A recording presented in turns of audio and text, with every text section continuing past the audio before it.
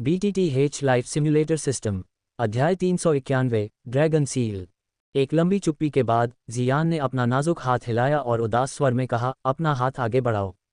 Xiao Ming कुछ हैरान था, लेकिन फिर भी उसने अपनी दाहिनी हथेली आगे बढ़ा दी। जियान ने उसका हाथ पकड़ा और एक छोटी सी जेड बोतल दिखाई दी।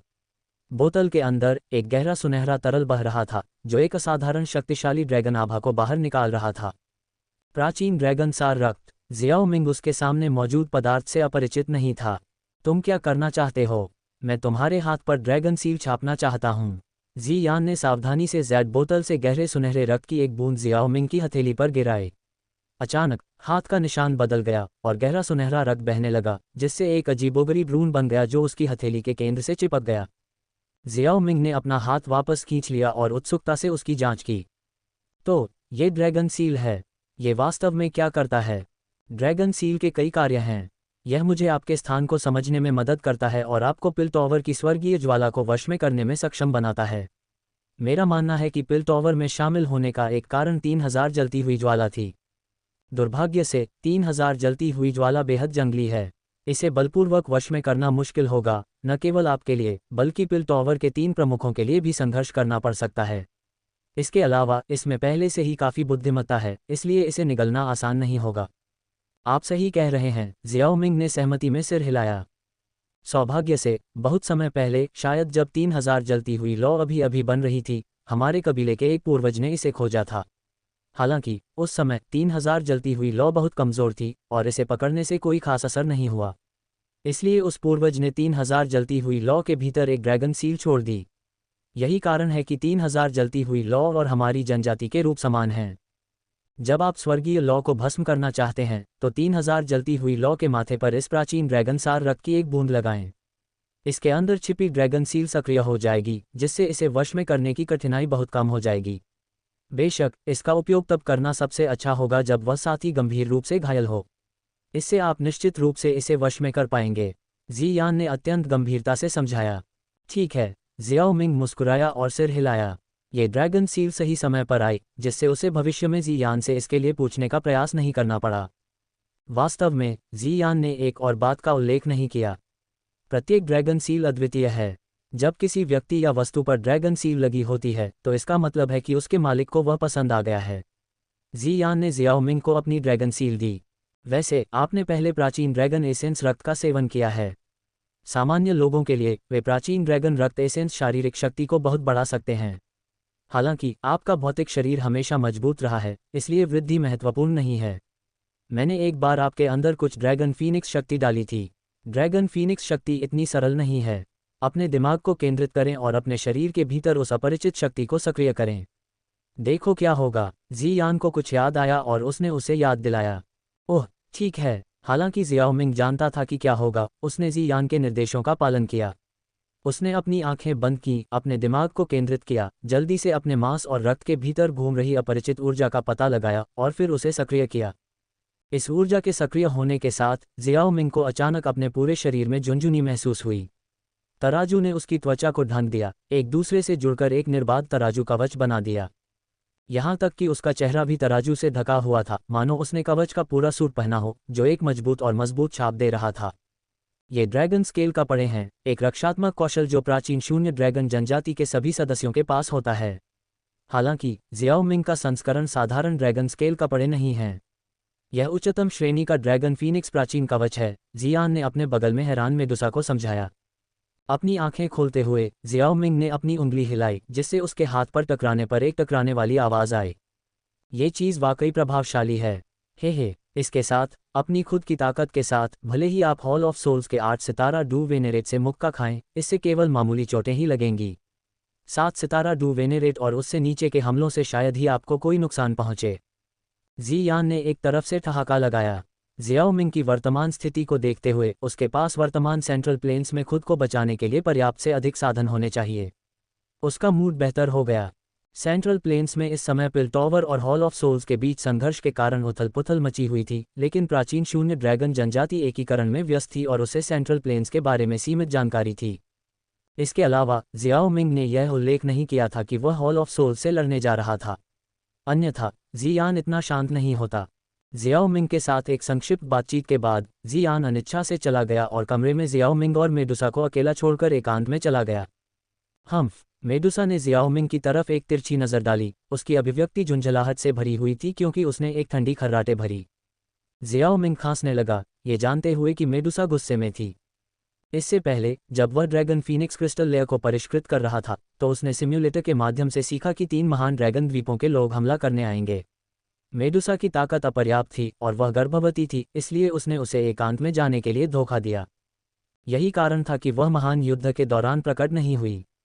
अब जब वह एकांत से बाहर आ गई थी तो उसने देखा होगा कि ड्रैगन द्वीप पर एक बड़ी लड़ाई हुई थी। वह शायद जियाओ मिंग से नाराज थी कि उसने उसे एकांत में भेज दिया और कोई मदद नहीं की। आखिरकार मेडुसा को जियान से लगाव था। एक और बात पर जियाओ मिंग ने देखा कि मेडुसा के एकांत में रहने से जाहिर तौर पर अच्छे परिणाम मिले थे, क्योंकि वह सीधे 3 सितारा डू वेनेरेट चरण में आगे बढ़ गई थी। ये देखकर कि जियान के जाने के बाद जियाओ मिंग ने कुछ नहीं कहा, मेडुसा को अंदर से बहुत बुरा लगा। वास्तव में उसे जियाओ मिंग से कोई नाराजगी नहीं थी।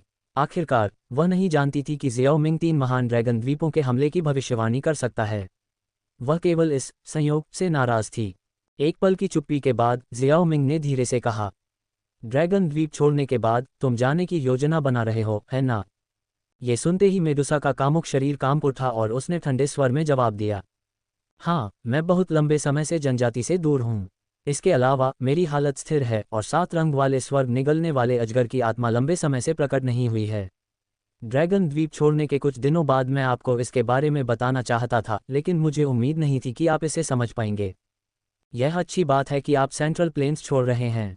आप आखिरकार गर्भवती हैं। हालांकि उत्तर पश्चिमी क्षेत्र सेंट्रल प्लेन्स जितना समृद्ध नहीं है, लेकिन ये सुरक्षित गर्भावस्था के लिए एक अच्छी जगह है। जैसे ही उसने बात की, जियाओ मिंग ने एक स्टोरेज रिंग निकाली और उसे मेडुसा को सौंप दिया। उसने हैरान भाव से उसकी ओर देखा और पूछा, क्या यह मेरे लिए है? अंदर क्या है? अंदर 15 डू वेनेरेट स्तर के स्काई डायमंड पपेट हैं। उन्हें अपने रक्षक के रूप में रखें। कुछ गोलियां भी हैं जिनका आप उपयोग कर सकते हैं। इसके अलावा अंदर कुछ खेती के संसाधन हैं। मैं चाहता हूं कि तुम उन्हें जियाओ परिवार को सौंप दो। मैं तुमसे उनकी देखभाल करने के लिए भी कहना चाहता हूं। यह जियाओ परिवार का सर्वोच्च बुजुर्ग टोकन है। जब तुम वापस आओगी तो तुम खुद को मेरी पत्नी के रूप में पेश कर सकती हो। अगर कोई तुम्हारा अपमान करता है तो उसे उसी के अनुसार सजा दो। अंत में जियाओ मिंग ने एक जेड टोकन निकाला। पत्नी मेडुसा की आंखें थोड़ी चौड़ी हो गईं और उसके आकर्षक चेहरे पर लाली का एक स्पर्श दिखाई दिया। अध्याय 392 रानी को वश में करना तारांकन। जब जियाओ मिंग ने मेडुसा के थोड़े कठोर और नाजुक शरीर को देखा तो उसने देखा कि उसके हमेशा ठंडे और तेजस्वी गालों की जगह एक दुर्लभ लाल रंग आ गया है, जिससे वह और भी अधिक आकर्षक लग रही है। अपने सामने इस मनमोहक दृश्य को देखते हुए जियाओ मिंग ने अपनी बाँह उसकी पतली कमर के चारों ओर लपेटी और हल्के से मुस्कुराते हुए बोला, हाँ, लेकिन अभी के लिए हम शादी के लिए आगे नहीं बढ़ सकते। क्या तुम सहमत नहीं हो? इस समय मेडुसा का दिल उथल पुथल में था। उसने इस संभावना पर भी विचार नहीं किया था कि जियाओ मिंग वास्तव में उससे शादी करेगा। एक लंबी चुप्पी के बाद उसने आखिरकार अपना सिर नीचे किया और कहा, मैं नहीं चाहती कि हमारा बच्चा बिना पिता के पैदा हो। आह, ऐसी तसुंडेरे महिला। जियाओ मिंग के दिमाग में एक विचार कौंधा इससे पहले कि वह हंसता, जिससे मेडुसा को थोड़ी शर्मिंदगी महसूस हुई। आगे बढ़ते हुए जियाओ मिंग ने अपने दाहिने हाथ से मेडुसा की ठुड्डी को धीरे से उठाया। उसने खुद को उसकी नज़रों से मिलने के लिए मजबूर किया। उसकी सुनहरी आंखें थोड़ी नम थीं, उसका चेहरा लाल हो गया था और उसकी नज़र स्नेह से भरी हुई थी। ये सब जियाओ मिंग को देखने की ज़रूरत थी। जैसे ही जियाओ मिंग ने उनके बीच की दूरी कम की, मेडुसा का शरीर एक पल के लिए कांप उठा। उसने अपनी आंखें बंद करने से पहले अपने होंठ काटे, अपना सिर थोड़ा झुकाया। घोषणा नोट: अध्याय का बाकी हिस्सा ज़्यादातर कामुकता से भरा है। अगर आपकी दिलचस्पी नहीं है तो अगले अध्याय पर जाएं। अपने होंठों को उसके होंठों से मिलते हुए महसूस करते हुए मेडुसा का शरीर क्षण भर के लिए घबरा गया और उसका दिमाग अस्त व्यस्त हो गया। जियाओ मिंग ने उसे चूमा था। अपने अंतरंग मुठभेड़ों के बावजूद वे कभी भी ज़रूरत से ज़्यादा आगे नहीं बढ़े थे, इसलिए यह वास्तव में उनका पहला चुंबन था। लेकिन कुछ ही समय में उसकी घबराहट उसके शरीर पर, खासकर उसकी पीठ के पास उसके कुशल स्पर्श से दूर हो गई। मेडुसा ने पाया कि वह विरोध करने में असमर्थ है। ऐसा नहीं है कि वह पहले से ही विरोध करना चाहती थी। जियाओ मिंग ने कोमल चुंबन से ज़्यादा जोश से भरा चुंबन लिया। उसकी जीभ ने बिना किसी रोक टोक के उसके मुंह को टटोला, चखा और उसके मुंह में घुस गया। मेडुसा की जीभ, जो शुरू में छिपने की कोशिश कर रही थी, जल्द ही उलझ गई और चूस ली गई, जिससे उसकी आंखों में खुशी की लहर छा गई और उसकी सांसें उखड़ने लगीं। इन नई संवेदनाओं ने उसे उसके आलिंगन में हौंकने पर मजबूर कर दिया, और जब वह अब और नहीं टिक पाई, तभी जियाओ मिंग ने चुंबन समाप्त किया। जियाओ मिंग ने उसे भारी सांस लेते हुए देखा, उसके चेहरे पर संतुष्टि का भाव था, उसके उभरे हुए स्तन उसकी आंखों के सामने तेजी से उभर रहे थे, मानो उसे लुभा रहे हों। उसकी कराहों और आकर्षक शरीर से मंत्रमुग्ध होकर जियाओ मिंग ने उसकी लाल पोशाक की डोरियों को पकड़ा और उन्हें नीचे खींच दिया, जिससे एक छोटा सा अंडरगारमेंट दिखाई दिया जो मुश्किल से उसके स्तनों को ढक रहा था। उसने उसे एक जानकार नज़र से देखा। दी, गलत मत समझो, ये वह नहीं है जो तुम सोच रही हो। तुम बेहोश थी, मुझे कैसे पता था कि तुम आज जाग जाओगी। मेडुसा का चेहरा लाल हो गया और वह बहाने बनाने लगी, लेकिन उसे एहसास हुआ कि वह क्या कह रही थी। वह रुक गई और शर्मिंदगी में अपना चेहरा दूसरी ओर घुमा लिया। उसे इस तरह देखकर जियाओ मिंग मुस्कुराया और जल्दी से अंडरगारमेंट हटा दिया। अंत में उसके मलाईदार सफ़ेद स्तन दिखाई दिए, जिसके ऊपर 2 गुलाबी कलियां थीं जो पहले से ही सख्त लग रही थीं। जब जियाओ मिंग ने अपना सिर नीचे किया और उसके बड़े स्तनों में से एक को अपने मुंह में लिया, तो मेडुसा खुशी से कराह उठी। उसने निप्पल को काटने और धीरे से खींचने से पहले अपनी जीभ से उसे गीला किया। नहीं, मेडुसा को दर्द पहुंचाने के बजाय उसके कार्यों ने केवल उसके शरीर को तनावग्रस्त कर दिया। वह जगह पर तड़प उठी, जिससे उसका दूसरा स्तन आकर्षक ढंग से हिलने लगा। हाँ, जियाओ मिंग ने उसके स्तन को चूसना जारी रखा और अपने हाथ से उसके दूसरे स्तन को सहलाया, जो आगे पीछे हिल रहा था। उसने अपने खुले हाथ से उसके स्तन को मजबूती से पकड़ लिया, लेकिन उसे जल्द ही एहसास हुआ कि उसका हाथ उसके भरपूर स्तनों को पूरी तरह से नहीं पकड़ पा रहा था। जैसे ही उसने दोनों स्तनों को चूसा, उन्हें गीला किया, उसने अपने दांतों से उसके एक निप्पल को खींचा और दूसरे को अपनी उंगलियों से खींचकर उसे घुमाते हुए, जिससे मेडुसा ने अपना मुंह खोला और एक अनियंत्रित कराह निकाली। तारानकन निचोड़ो, तारानकन, आहंग, महम। जियाओ मिंग का दूसरा हाथ उसकी कमर से उसकी पोशाक के निचले हिस्से तक चला गया, उसकी पवित्र घाटी की तहों को रगड़ते हुए और कपड़े के माध्यम से उसकी नमी को महसूस करते हुए। इस तरह से कई मिनट बीत गए, और जब तक मेडुसा कराहने वाली गंदगी में नहीं बदल गई, तब तक जियाओ मिंग ने अपनी हरकतें बंद नहीं कीं। अपने हाथ पर गीले प्रेम रस को देखते हुए जियाओ मिंग ने संतुष्ट होकर मुस्कुराया और मेडुसा के चेहरे को देखने के लिए मुड़ गया। क्या तुम मेरे लिए पहले से ही गीली हो? हाँ, मैं नहीं हूँ। भारी सांस लेने के बावजूद मेडुसा ने कोई कमजोरी दिखाने से इनकार कर दिया। ओह, सच में? सिर्फ इसलिए कि यह रानी तुम्हें उसे छूने की अनुमति देती है? हाँ, ऐसा मत मानो मम्मा। मेडुसा ने ठंडे लहजे में अपनी शर्मिंदगी छिपाने की कोशिश की, लेकिन जैसे ही वह बोली, जियाओ मिंग ने अपना गीला हाथ उसके मुंह की ओर बढ़ाया। तुम्हारे शब्द एक बात कहते हैं, लेकिन तुम्हारा शरीर दूसरी बात कहता है। मेरा मानना है कि तुम्हारे मुंह को वह स्वाद लेना जरूरी है जो तुम्हारा शरीर कहना चाहता है। जियाओ मिंग ने हंसते हुए कहा, जब उसने अपनी गीली उंगलियां मेडुसा के आंशिक रूप से खुले मुंह के बीच में सरकाईं, जिससे वह अपनी जीभ से अपने हिसार का स्वाद चख रही थी। उसी समय उसकी 2 अन्य उंगलियां उसके निचले होंठों में घुस गईं, जिससे उसके संवेदनशील क्षेत्रों को आनंद मिल रहा था। तारानकन रगड़, तारानकन रगड़, तारानकन। मम्मा। मेडुसा को लगा कि वह अस्त व्यस्त हो गई है। उसकी आंखें उसे गुस्से से घूर रही थीं। ये बदबूदार आदमी उसे अपने ही रस का स्वाद चखा रहा था। फिर भी किसी कारण से वह अपनी जीभ को उसकी उंगलियों पर फिराने से खुद को रोक नहीं पाए, और थोड़ी देर बाद चूसने की आवाज़ें उसके मुंह में भरने लगीं। चूसना हो सकता है, चूसना, मुझे ये स्लर पसंद है। मेडुसा ने पाया कि वह एक ट्रांस में गिर रही है। पहले उनकी बातचीत पूरी तरह से उनके समझौते पर आधारित थी। उसका एकमात्र उद्देश्य 7 रंग वाले स्वर्ग निगलने वाले अजगर आत्मा के प्रभाव से छुटकारा पाना और अपने कबीले में वापस लौटना था। लेकिन अब इसमें कोई सौदा या ज़रूरत नहीं थी। फिर भी वे दोनों एक दूसरे की चाहत में डूबे हुए थे। मेडुसा को जियाओ मिंग के दिल में अपनी जगह के बारे में अनिश्चितता थी, लेकिन अब वह खुशी की भावना महसूस करने से खुद को रोक नहीं पा रही थी, जो उसे और अधिक लालच से चूसने के लिए प्रेरित कर रही थी। नहीं, यह अच्छा नहीं है। वह बदबूदार आदमी पहल कर रहा है। मुझे वापस लड़ना होगा। मेडुसा अपनी कल्पना से बाहर आ गई। वह पूरी तरह से निष्क्रिय नहीं रहना चाहती थी। ऐसा इसलिए नहीं था कि जियाओ मिंग ने इस समय तक उसकी और उनके होने वाले बच्चे की देखभाल की थी, इसलिए वह उसकी सेवा करना और उसे खुश करना चाहती थी। नहीं, बिल्कुल नहीं। उसकी उंगलियां साफ करने के बाद मेडुसा ने उसकी ओर देखा और धीरे से कहा, अब मेरी बारी है। जियाओ मिंग ने अपना हाथ वापस खींच लिया। उसकी आंखों में आश्चर्य झलक रहा था, लेकिन उसने तुरंत जवाब में सिर हिला दिया। अपनी पोशाक ठीक करने की जहमत उठाए बिना मेडुसा खड़ी हो गई और जियाओ मिंग के सामने खड़ी हो गई, जो बैठा रहा, और उसके आश्चर्य के लिए वह घुटनों के बल बैठ गई। जियाओ मिंग की नज़र मेडुसा की लाल त्वचा और नंगे स्तनों पर घूमी और उसने पूछा, तुम क्या करने की योजना बना रही हो? बात मत करो, बस शांत रहो, मेडुसा ने जवाब दिया। उसकी आंखें आश्चर्य से सिकुड़ गईं क्योंकि उसने जियाओ मिंग के पैरों के ऊपर उभार देखा। ये पहले से ही इतना बड़ा है। क्या यह मेरी वजह से है? उसके शरीर में खुशी की भावना उमड़ पड़ी और उसने अनजाने में अपने लाल होठों को चाटा। लेकिन फिर अपने कार्यों के एहसास ने उसके चेहरे को शर्मिंदगी से लाल कर दिया। जियाओ मिंग खुद को रोक नहीं सका और उसे अपना समय लेने दिया। मेडुसा ने अपने होंठ काटे और उसके कपड़ों की ओर हाथ बढ़ाया, धीरे धीरे उसके निचले शरीर को उतार दिया। उसकी हरकतें अनाड़ी थीं क्योंकि उसने पहले कभी ऐसा कुछ नहीं किया था, लेकिन वह पूरी सावधानी से आगे बढ़ी। जैसे ही उसने कपड़े उतारे, एक कठोर लिंग अचानक बाहर आया और हल्के से उसके माथे से टकराया, जिससे वह चौंक गई और उसका दिल धड़कने लगा। उस पल उसकी निगाहें उसके सामने पड़ी चीज़ों पर मोहित हो गईं। हालांकि उसने इसे अनगिनत बार देखा था, लेकिन इसे अपने चेहरे के इतने करीब रखने से उसे इस बड़े कठोर लिंग के हर विवरण की सराहना करने का मौका मिला, जिसने कभी उसके अंदर अनगिनत बार भरा था और उसे गर्भवती किया था।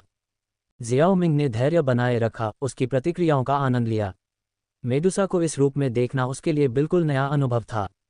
अनजाने में मेडुसा ने अपना दाहिना हाथ उठाया और अपनी हथेली से उसके लंबे लिंग को पकड़ लिया। उसने महसूस किया कि चट्टान की तरह कठोर लिंग से निकलने वाली गर्मी जल रही है। यह अनुभूति उल्लेखनीय रूप से परिचित लग रही थी।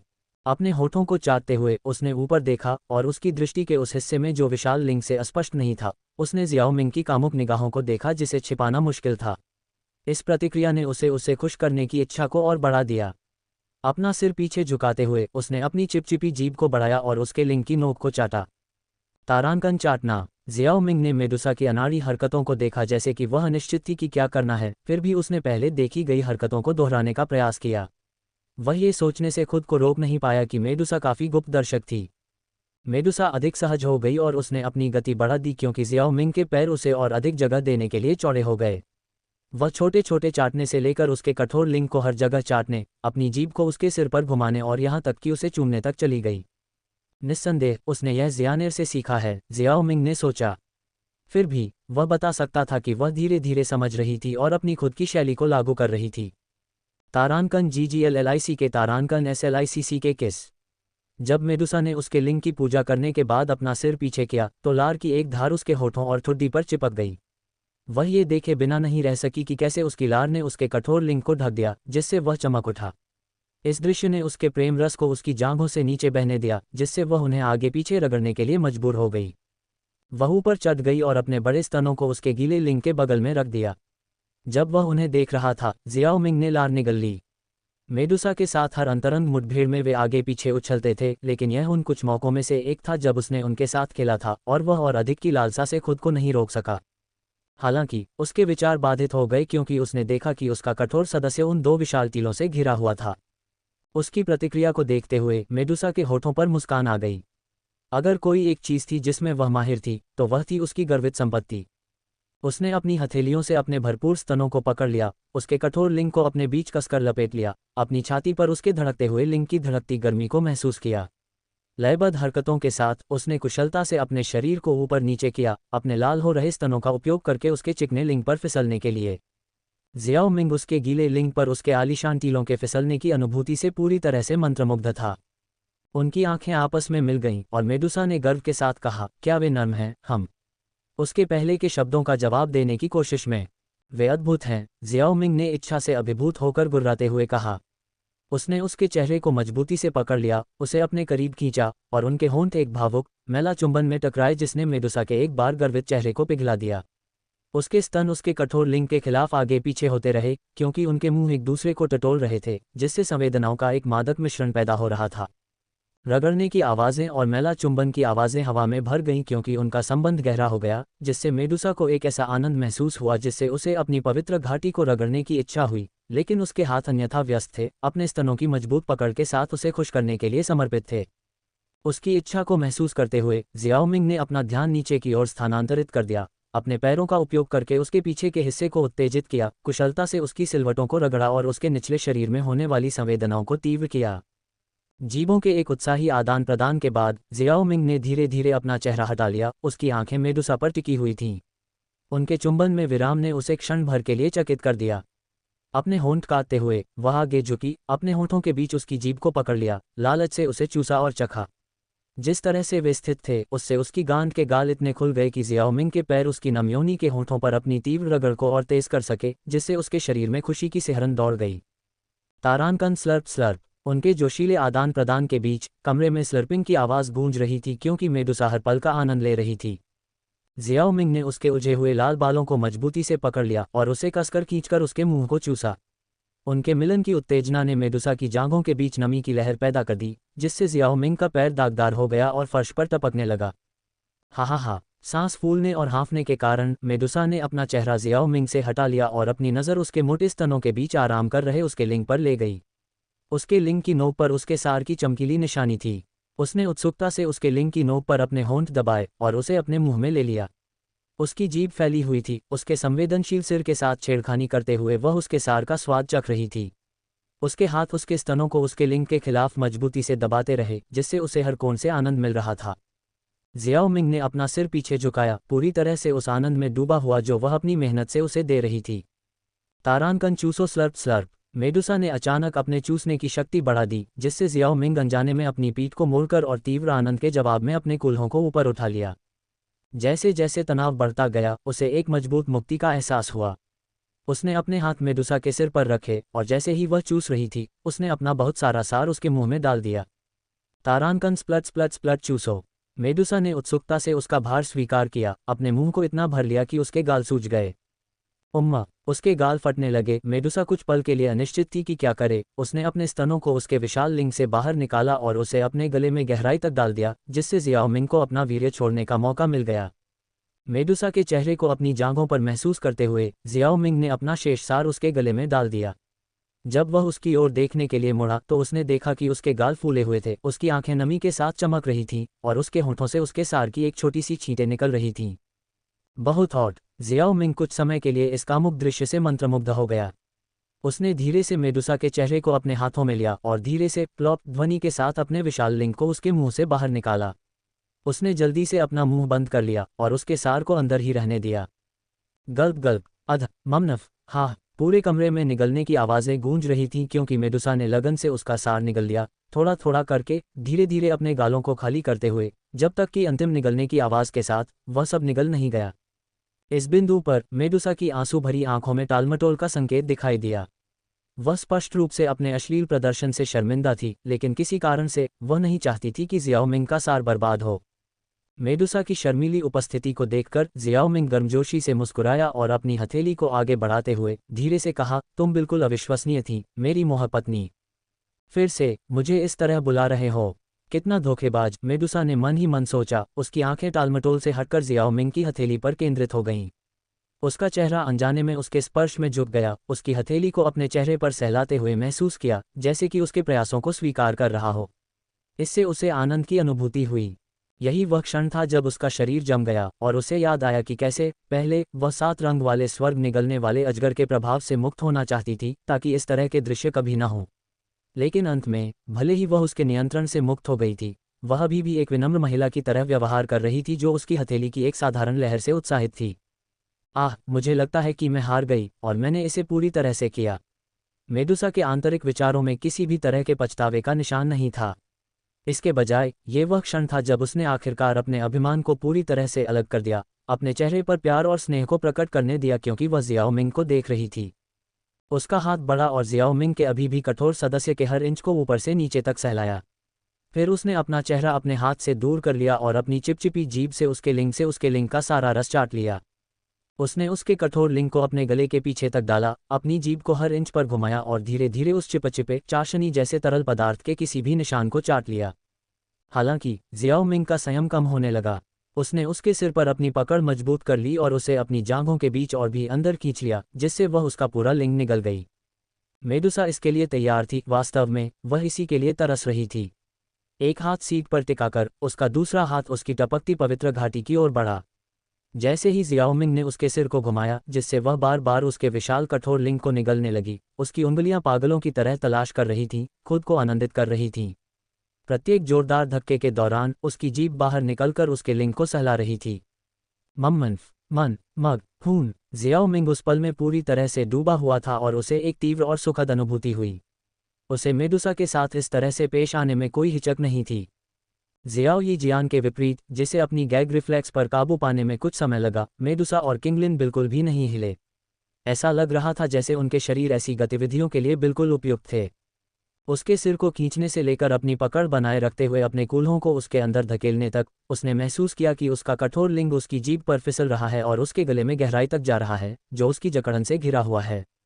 बहुत जल्दी चरमोत्कर्ष पर नहीं पहुंचना चाहता था, इसलिए उसने कभी कभी अपना लिंग बाहर निकाल लिया, जिससे मेडुसा उत्सुकता से उसके सिरे को चूसने लगी या यहाँ तक कि उसके अंडकोश को अपने मुंह में ले लिया, जिससे उसे उत्तेजित करने और एक और बड़ा भार प्राप्त करने की उसकी उत्सुकता प्रदर्शित हुई।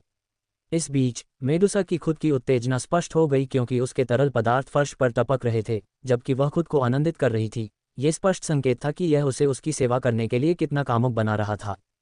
कई मिनटों के लयबद्ध धक्कों के बाद उसकी निरंतर हरकतें उसे उसके गले के पीछे ले आईं। मेडुसा का चेहरा एक बार फिर उसके क्रोच में दब गया। उसने एक आखिरी कराह निकाली क्योंकि उसका लिंग फूल गया, उसके गले को चौड़ा कर दिया और साथ ही उसके गले में अपने फिसलन भरे सार की प्रचुर मात्रा को छोड़ दिया। मेडुसा की उंगलियों ने अपनी गति तेज कर दी, जिसके परिणामस्वरूप उसका अपना रस फर्श पर बह निकला। तारांकन स्प्लोर्ट स्प्लोर्ट, तारांकन स्क्वाट स्लर्प स्क्वाट। वीर्य के कुछ छींटों के बाद जियाओ मिंग ने एक धीमी आवाज में अपनी संतुष्टि व्यक्त की और धीरे धीरे अपने लिंग को बाहर निकालना शुरू कर दिया। हालांकि मेडुसा ने उसे तुरंत छोड़ने से इनकार कर दिया। इसके बजाय उसने एक बार फिर अपना सिर हिलाया और निगलना जारी रखा, ये सुनिश्चित करते हुए कि उसने उसके लिंग से हर आखिरी बूंद साफ कर दी है।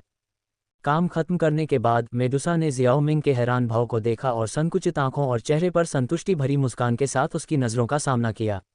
उसकी आंखों में संतुष्टि साफ झलक रही थी। जियाओ मिंग उसे विस्मय से देखता रह गया और अपनी हैरानी से बाहर आने के बाद उसने उसे अपने पैरों पर खड़ा होने में मदद की। एक भी शब्द बोले बिना वह तुरंत उसके सीने की ओर बढ़ी और उसके कपड़े उतारने लगी। उसके होंठ उसकी गर्दन और सीने पर चुंबन ले रहे थे और उसने उसके बाकी कपड़े उतार दिए। इसी तरह जवाब देते हुए जियाओ मिंग ने बिना समय बर्बाद किए मेडुसा की पोशाक को उतार दिया और उसे जमीन पर गिरा दिया। उसने गीली पट्टी भी हटा दी जो मुश्किल से उसके अंतरंग क्षेत्र को ढक रही थी। बिना किसी हिचकिचाहट के उसने उसे मजबूती से पकड़ लिया और उसके नितंबों को सहलाना शुरू कर दिया, जिससे मेडुसा की गर्माहें उसके कानों में गूंजने लगीं। चूंकि मेडुसा ने इतने जोश के साथ उसकी सेवा की थी और उसे बहुत खुशी दी थी, इसलिए उसके लिए भी वैसा ही करना स्वाभाविक था। उनकी आंखें बंद हो गईं और मेडुसा ने अपने शरीर को उसके शरीर से कसकर चिपका लिया और गले मिलते समय उसके लिंग को अपने शरीर से रगड़ते हुए महसूस किया। एक नर्म मोहक फुसफुसाहट में उसके लाल होंठों से एक ही वाक्य निकला, चलो मेरे कमरे में चलते हैं। Dot dot dot. मेडुसा के कमरे में शांति का माहौल था। बैंगनी रंग के गहरे रंगों में भव्य साटन की चादरों से सजा विशाल बिस्तर कमरे की रंग योजना को पूरी तरह से पूरक करता था। इस अंतरंग सेटिंग के भीतर दो आकृतियां खुद को एक भावुक आलिंगन में लिपटी हुई पाती हैं। मम्मा। जियाओ मिंग ने अपने होंठों को उसके होंठों से दबाया, दुनिया की परवाह किए बिना उस पल को जिया। उसका एकमात्र ध्यान उसे अपने कार्यों के माध्यम से परमानंद की लहरों में डुबोना था। उसी साहस के साथ प्रतिक्रिया करते हुए मेडुसा के हाथों ने उसके चेहरे को सहलाया और उसके पैर उसके साथ लिपटे हुए थे। दबी हुई कराहें कमरे में भर गईं क्योंकि उनकी जीभें नाच रही थीं और एक दूसरे के मुंह को तलाश रही थीं। तारांकन CHLP, तारांकन SLRP। उसकी आंखें आधी बंद और एक स्वप्निल आकर्षण से भरी हुई और उसके लाल गालों ने जियाओ मिंग को प्यार से उन्हें काटने के लिए आमंत्रित किया, जबकि उसके होंठ उसकी गर्दन पर भावुक स्ट्रोक का पता लगा रहे थे। दोनों में एक दूसरे को जीतने की तीव्र इच्छा थी। जियाओ मिंग के हाथ मेडुसा के शरीर पर घूम रहे थे, उसके सबसे अंतरंग प्रवेश द्वार पर टिके हुए अपनी उंगलियों से उसे कुशलता से उत्तेजित कर रहे थे और आनंद की गीली आवाजें निकाल रहे थे। इस बीच मेडुसा के हाथ उसके शरीर को टटोल रहे थे, उसके कठोर लिंग को पकड़ रहे थे जो उसकी पिछली मौखिक सेवा के अवशेषों से चमक रहा था और उसे जोश से हिला रहा था। जियाओ मिंग ने उसके स्तनों पर नजर डालने से पहले उसके मुंह से पीछे हट गया। वह उसके भरपूर स्तनों के साथ और अधिक खेलना चाहता था और अब समय आ गया था। उसने अपना मुंह खोला और उसके एक स्तन को चूसना शुरू कर दिया। उसकी हरकतें एक भूख से प्रेरित थीं जो हर गुजरते पल के साथ मजबूत होती जा रही थी। फोरप्ले ने दोनों स्तनों को लाल कर दिया था, लेकिन इससे वह और भी अधिक जोर से चूसने लगा, जिससे मेडुसा ने एक तीखी कराह निकाली। आह! मेडुसा की आधी बंद आंखें चौड़ी हो गईं। उसकी जीभ उसके स्तन और गर्दन को चाट रही थी, जिससे उसके कांपते शरीर से खुशी की आहें निकल रही थीं। उसके हाथ हिल रहे थे, धीरे से उसके सिर को कुछ देर वहीं रहने के लिए निर्देशित कर रहे थे। जियाओ मिंग की उंगलियां उसके उभरे हुए निप्पल को छेड़ रही थीं और उसे खुश कर रही थीं और उसके सीने की संवेदनशील नसों को सहला रही थीं, जबकि उसका एक स्तन चूसा जा रहा था। वह आगे पीछे हो रहा था, दोनों स्तनों को समान रूप से चूस रहा था और खुश कर रहा था। मेडुसा का चेहरा विकृत हो गया, कभी खुशी से, कभी बहुत खुश, कभी असहनीय। मेडुसा के होंठ शुद्ध आनंद से कांप रहे थे। शुरू में उसके निप्पल संवेदनशील थे, लेकिन प्रत्येक दुलार और चुंबन के साथ उनकी संवेदनशीलता बढ़ गई, जिससे उसके अंदर बह रहा आनंद और भी तीव्र हो गया। यह उस क्षण था जब उसे एहसास हुआ कि वह कितनी गीली हो गई थी। उसके लिए उसकी इच्छा निर्विवाद थी। एक हाथ उसके शरीर पर चलते हुए मेडुसा की हथेली उसकी पीठ पर टिकी हुई थी और फिर एक बार फिर से उसके धड़कते हुए कठोर लिंग को मजबूती से पकड़ने के लिए नीचे उतरी। अपनी कठोरता को उसकी उत्सुक और भीगी हुई गुफा के प्रवेश द्वार पर रखते हुए उसने फुसफुसाते हुए कहा, मैं तुम्हें अंदर चाहता हूँ। उसकी बातें सुनकर जियाओ मिंग ने एक प्लॉप ध्वनि के साथ उसके निप्पल को छोड़ दिया, जिससे उसके स्तन धीरे से उछलने लगे। जब उसने महसूस किया कि रस उसकी गुफा से बह रहा है और उसके अंदर तक घुस रहा है, तो उसे पता था कि कोमल होने की कोई ज़रूरत नहीं है। आहा! मेडुसा ने जोर से कराहते हुए महसूस किया कि उसकी दीवारें आसानी से खींच रही हैं और उसे समायोजित कर रही हैं। उनकी कई मुलाकातों ने उसके अंदरूनी हिस्सों को उसके आकार के हिसाब से आकार दिया था, और जैसे ही वह उसके अंदर गया, गर्म नम तहों ने उसे कसकर लपेटकर जवाब दिया। जियाओ मिंग ने संतुष्ट होकर बड़बड़ाया। वह उसके अंदर इधर उधर घूमने लगा, गीली आवाज़ें निकाल रहा था जो उसे बता रही थीं कि वह पहले से ही इतनी गीली हो चुकी है कि वह उसे चोद सकता है। जियाओ मिंग की हरकतें और भी जोरदार हो गईं, जिससे वह मिशनरी पोजीशन में आ गई। उसने उसकी संवेदनशील कलियों को चूसना जारी रखा और अपनी जीभ को उसके एरोला पर फिराया, अपने लिंग को उसके प्रवेश द्वार के किनारे तक वापस ले गया और फिर अनियंत्रित तीव्रता के साथ अंदर घुस गया, जिससे उसके होंठों से कराहें निकल रही थीं क्योंकि उसने उसे कसकर पकड़ रखा था। मेडुसा अब अपने आनंद को रोक नहीं पा रही थी। उसने हर धक्के का जवाब एक अनियंत्रित कराह के साथ दिया। उसके गहरे प्रवेश के दबाव ने उसे जियाओ मिंग की गर्दन से चिपका दिया, लेकिन उसने उसके हाथों को पकड़ लिया और उन्हें ऊपर की ओर खींच लिया, जिससे वह उसे दबाने लगी। उसके सिर के ऊपर रेशमी चादरें पकड़ो। जियाओ मिंग ने अपनी स्थिति को समायोजित किया और उसके कांपते हुए पैरों को उठाया, उन्हें अपने कंधों पर टिकाया। उसने फिर से अपनी कमर को मोड़ा और अपना लिंग अंदर तक डाला, जिससे उसका चेहरा खुशी से विकृत हो गया। आवा! जियाओ मिंग ने अपना पूरा वजन उसके शरीर पर डाला, अपना लिंग उसके अंदर और भी अंदर धकेल दिया। उनकी हरकतें पूरे कमरे में गूंज रही थीं, उनकी लगातार कराह और कराह के साथ। हाँ, हुफ, हाँ। जब मेडुसा की कराहें अब और नहीं रुक सकीं, तो जियाओ मिंग ने उसे एक भावुक चुंबन के साथ चुप करा दिया, जिससे उसकी दबी हुई चीखें बाहर आ गईं। वह अपने सिर में गूंजती आवाज़ सुन सकती थी, जिससे उसकी उत्तेजना बढ़ रही थी क्योंकि वह उसके अथक धक्कों के आगे झुक रही थी। महम्मम! उसका रस रुक रुक कर बाहर निकल रहा था। हर बार जब जियाओ मिंग अपना लिंग उसके अंदर से बाहर निकालता था, तो बिस्तर की चादरें भीग जाती थीं। हाँ, हाँ। मेडुसा ने जियाओ मिंग के जोरदार धक्कों को सहना जारी रखा और उसके मुंह से जीभ बाहर निकलने से पहले उसने जोश से भरी कराहें निकालीं। उन मिनटों में वह एक से अधिक बार चरमोत्कर्ष पर पहुंच चुकी थी, लेकिन जियाओ मिंग ने रुकने का कोई संकेत नहीं दिखाया। जैसे ही मेडुसा की अंदरूनी मांसपेशियां सिकुड़ने लगीं, जियाओ मिंग आखिरकार अपनी चरम सीमा पर पहुंच गया। उसने महसूस किया कि उसकी गर्मी उसके गर्भ में भर रही है। जैसे ही उसने कुछ ही देर बाद अपना वीर्य उसके अंदर छोड़ा, मेडुसा ने अचानक एक और संभोग किया। उसे लगा जैसे वह स्वर्ग में थी।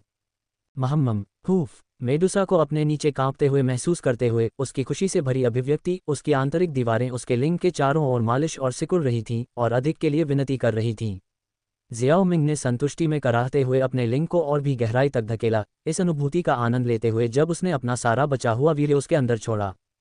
तारानकन स्प्लूओर्ट स्प्लूओर्ट स्प्लूओर्ट। थोड़ी देर बाद वे दोनों आखिरकार शांत हो गए।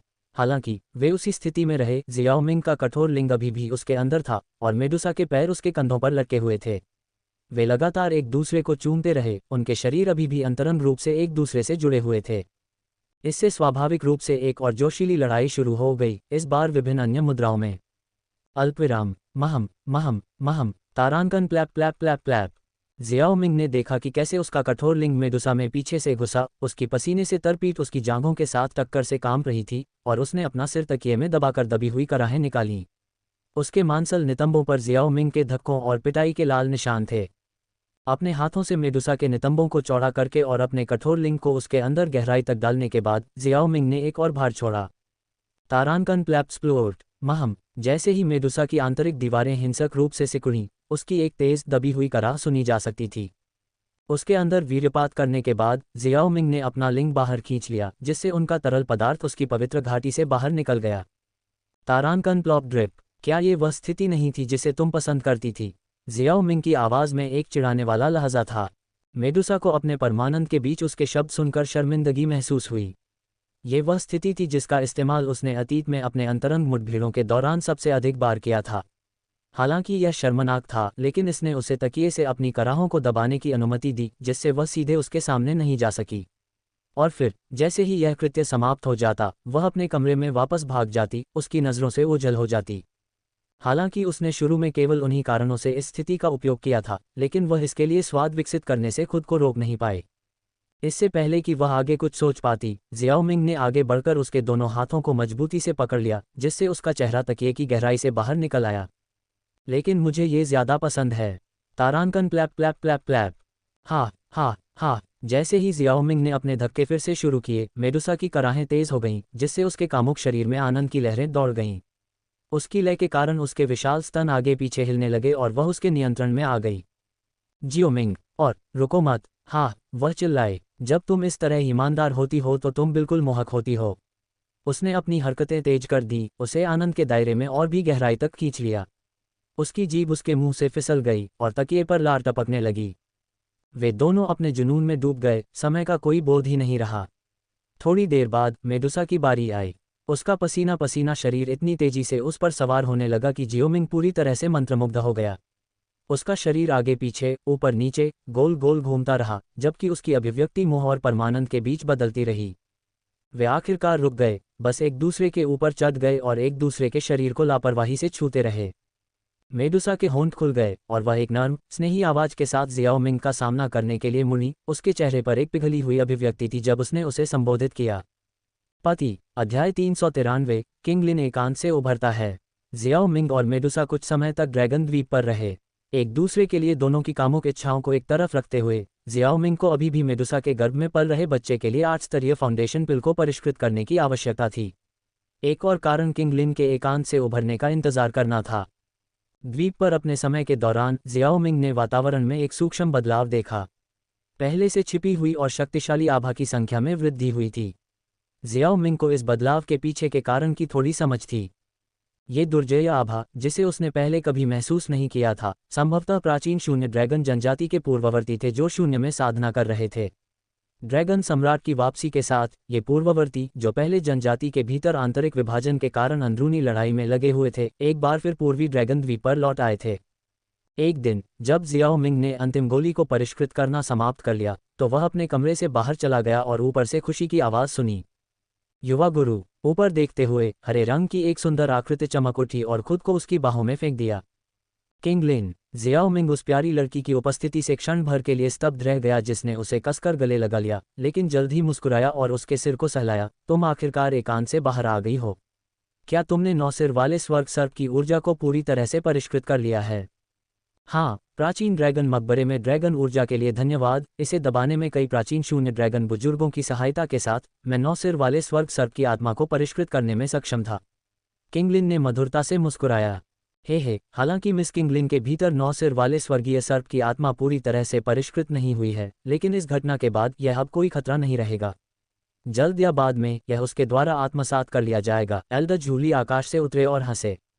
जियाओ मिंग की नज़र किंगलिन पर पड़ी और वह कुछ देर के लिए रुक गया, यह महसूस करते हुए कि उसकी वर्तमान साधना अवस्था उसकी अपनी अवस्था से थोड़ी ही कम थी। एक 6 सितारा डू वेनेरेट। आपकी सफलता की गति वास्तव में भयानक है, यहाँ तक कि मेरी गति से भी आगे निकल गई है। जियाओ मिंग जानता था कि 9 सिर वाला स्वर्गीय सर्प कितना दुर्जय है, लेकिन उसने किंगलिन से इतनी महत्वपूर्ण प्रगति की उम्मीद नहीं की थी। उसने सोचा था कि वह केवल 3 या 4 सितारा डू वेनेरेट के स्तर तक ही पहुंच पाएगी। किंगलिन ने सिर हिलाया और जियाओ मिंग की थोड़ी हैरान अभिव्यक्ति को देखकर वह खुद को रोक नहीं पाए और अपना चेहरा उसकी छाती पर टिकाते हुए एक मीठी सी हंसी निकाली। आश्चर्यचकित होने की कोई ज़रूरत नहीं है। Triple Z green snake flower pupils दुनिया में सबसे असाधारण पुतली काया है। पूरे महाद्वीप में शायद केवल उसके पास ही यह है। इसके अलावा 9 सिर वाले स्वर्गीय सर्प की आत्मा संभवतः दुनिया में अपनी तरह की एकमात्र है। इसके अलावा हमारे ड्रैगन द्वीप की गुप्त दवा है। अगर इन 3 कारकों में से कोई भी कमी होती, तो मिस किंगलिन की ताकत इतनी नाटकीय रूप से आसमान छू नहीं सकती थी। इसके अलावा उसके लिए भी यह अवसर जीवन में केवल एक बार ही मिलता है। एल्डर जूली ने अपनी दाढ़ी को सहलाते हुए समझाया। जियाओ मिंग ने सिर हिलाया, ये समझते हुए कि एक महत्वपूर्ण शक्ति वृद्धि के लिए असाधारण रूप से कठिन परिस्थितियों की आवश्यकता होती है। किंगलिन की उल्लेखनीय वृद्धि triple Z green snake flower pupils और 9 सिर वाले हेवन सरपेंट का परिणाम थी, जिसमें ड्रैगन आइलैंड की गुप्त दवा भी एक प्रमुख भूमिका निभाती है। किंगलिन की वर्तमान 6 सितारा ताकत के साथ triple Z green snake flower pupils की लड़ाकू शक्ति के साथ यहाँ तक कि 7 सितारा डू वेनेरे भी कोई मुकाबला नहीं होगा। इसके अलावा सर्प जाति के सदस्यों के खिलाफ triple Z green snake flower pupils की सीलिंग क्षमता में काफ़ी वृद्धि हुई होगी। ये संभव है कि उसने अब 7 सितारा डू वेनेरेट की सीलिंग शक्ति भी प्राप्त कर ली हो। जब हम वापस लौटेंगे तो मैं उसे कुछ डू सेंट बोन मैरो प्रदान करूंगा और उसके लिए 9 सितारा डू वेनेरेट चरण तक पहुंचना मुश्किल नहीं होगा। जियाओ मिंग ने अपने दिल में खुशी की भावना महसूस करते हुए अनुमान लगाया। अपनी वर्तमान शक्ति के साथ अपने 2 सहयोगियों किंगलिन और जियाओ यीजियान के साथ हॉल ऑफ सोल्स के दिशा हॉल को नष्ट करना आसान होगा और वह अपने दम पर कुछ छोटे शाखा हॉल को भी चुनौती दे सकता है। किंगलिन को दी गई गुप्त दवा के लिए एल्डर जूली को बहुत बहुत धन्यवाद। छोटे दोस्त जियाओ मिंग ने हमारे ड्रैगन द्वीप के प्रति बहुत दयालुता दिखाई है। ऐसी औपचारिकताओं की कोई ज़रूरत नहीं है, एल्डर जूली ने अपनी सफ़ेद दाढ़ी को चुटकी बजाते हुए और अपना सिर हिलाते हुए कहा। जियाओ मिंग मुस्कुराए और विषय बदल दिया। मैं अब लगभग 5 महीने से ड्रैगन द्वीप पर हूँ। शायद मेरे लिए यहाँ और अधिक समय तक रहना बुद्धिमानी नहीं है। अगर मैं जल्दी वापस नहीं आया तो मुझे पिलटॉवर को खुद को समझाने में मुश्किल होगी। ये देखकर कि जियाओ मिंग जाने का इरादा रखता है, जूली ने उसे रोका नहीं बल्कि सिर हिलाने से पहले एक पल के लिए सोचा। बहुत अच्छा छोटे दोस्त जियाओ मिंग, इस स्थानिक जेड स्लिप को रख लो। अगर आपको कभी पूर्वी ड्रैगन द्वीप पर आने की ज़रूरत पड़े तो इसे कुचल दें और अंदर की स्थानिक ऊर्जा स्वचालित रूप से आपको यहाँ ले जाने के लिए एक स्थानिक मार्ग बना लेगी। एल्डर जूली ने अपनी स्टोरेज रिंग से एक बेहतरीन ढंग से तैयार की गई सिल्वर जेड स्लिप निकाली और मुस्कुराते हुए इसे जियाओ मिंग को सौंप दिया। जियाओ मिंग ने इस इशारे को अस्वीकार नहीं किया और मुस्कुराते हुए इसे स्वीकार कर लिया। इस तरह की स्थानिक जेड स्लिप को केवल उन विशेषज्ञों द्वारा परिष्कृत किया जा सकता है जो हाफ सेंट दायरे या उससे ऊपर पहुंच चुके हैं और उन्हें परिष्कृत करने की प्रक्रिया काफ़ी जटिल थी। चूंकि ऐसा है इसलिए मैं अब और नहीं रहूंगा। अगर भविष्य में मैं कुछ कर सकता हूं, जब तक मैं सक्षम हूं, मैं सहायता करने की पूरी कोशिश करूंगा। जियाओ मिंग ने हाथ जोड़कर और एल्डर जूली की ओर मुस्कुराते हुए कहा। ज़रूर, एल्डर जूली ने हल्की मुस्कान के साथ उत्तर दिया। इसके बाद जियाओ मिंग ने मेडुसा को बुलाया और एल्डर जूली ने हेई किंग, जो अपनी चोटों से उबर रहा था, को तीनों को पूर्वी ड्रैगन द्वीप से भेजने की व्यवस्था की। शून्य के भीतर गहरे स्थित पूर्वी ड्रैगन द्वीप का बाहरी दुनिया से न्यूनतम संपर्क था। अगर जियाओ मिंग और अन्य लोग डू वेनेरेट्स के रूप में अपनी ताकत के साथ स्वतंत्र रूप से आने जाने में सक्षम थे तो प्राचीन शून्य ड्रैगन जनजाति ने क्या रहस्य छोड़े होंगे। अल्पविराम। शून्य स्थान की गहराई में मौन और अंधकार व्याप्त था, साथ ही उग्र स्थानिक तूफान थे जो यहाँ प्रमुख तत्व थे। अचानक अंतहीन अंधेरे से एक पूरी तरह से बना हुआ स्थानिक चैनल खिल उठा। चैनल के भीतर जियाओ मिंग, किंगलिन, मेडुसा और हेई किंग खड़े थे जो उन्हें विदाई देने आए थे। हेई किंग को किंग्यान की हथेली से एक गंभीर झटका लगा था और अगर प्राचीन शून्य ड्रैगन के लचीले शरीर के लिए नहीं तो एक साधारण डू वेनेरेट नष्ट हो गया होता। उसने अपनी चोटों से उबरने के लिए कई उच्च श्रेणी की उपचार गोलियां खाई थीं। हेई किंग के हाथ की एक लहर के साथ एक अदृश्य स्थानिक शक्ति फैल गई जिसने अंधेरे शून्य में एक स्थानिक दरार को फाड़ दिया। दरार से परे विशाल पर्वत श्रृंखलाएं और हरी भरी हरियाली दिखाई देने लगी। एक खुशनुमा मुस्कान के साथ हेई किंग ने जियाओ मिंग, किंगलिन और मेडुसा की ओर अपनी मुट्ठियां कसते हुए कहा, जियाओ मिंग, मेरे युवा मित्र, अगर तुम यहाँ से उत्तर की ओर जाओगे तो तुम आधे दिन से भी कम समय में पवित्र गोली शहर पहुंच जाओगे।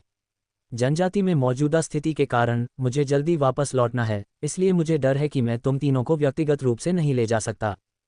कोई समस्या नहीं है सीनियर हेई किंग, आपकी मदद के लिए धन्यवाद। जियाओ मिंग ने अपनी मुट्ठियां कसते हुए हल्की मुस्कान के साथ उत्तर दिया। मुझे सीनियर मत कहो, अगर तुम्हें कोई आपत्ति न हो तो बस मुझे भाई हेई किंग कहो। एक बार जब प्राचीन शून्य ड्रैगन जनजाति के भीतर चीजें स्थिर हो जाएंगी तो मैं कभी भी बाहर आ सकूंगा। अगली बार जब तुम पूर्वी ड्रैगन द्वीप पर आओ तो बस मुझे बता देना और मैं तुरंत तुम्हारी मदद के लिए आ जाऊंगा भाई। हेई किंग ने अपनी छाती थपथपाई और हंसा। जियाओ मिंग ने मुस्कुराते हुए सिर हिलाया। हेई किंग का व्यक्तित्व सीधा सादा था और वह दोस्ती के लिए वाकई एक उपयुक्त व्यक्ति था। ठीक है, मैं ज्यादा कुछ नहीं कहूंगा, चलो यहीं से विदा लेते हैं। हेई किंग ने बिना कोई और शब्द बर्बाद किए जियाओ मिंग की ओर हाथ हिलाया। उसने एक बार फिर जगह खोली और एक तेज गति से उसमें गायब हो गया। चलो चलते हैं, जियाओ मिंग ने हेई किंग के जाने को देखने के बाद कहा। वह मुस्कुराया, अपना शरीर घुमाया और उत्तरी आकाश की ओर उड़ गया। किंगलिन और मेडुसा एक पल के लिए रुके, एक दूसरे को देखते रहे। एक संक्षिप्त लेकिन अजीब सी खामोशी के बाद मेडुसा ने आखिरकार धीरे से बात की।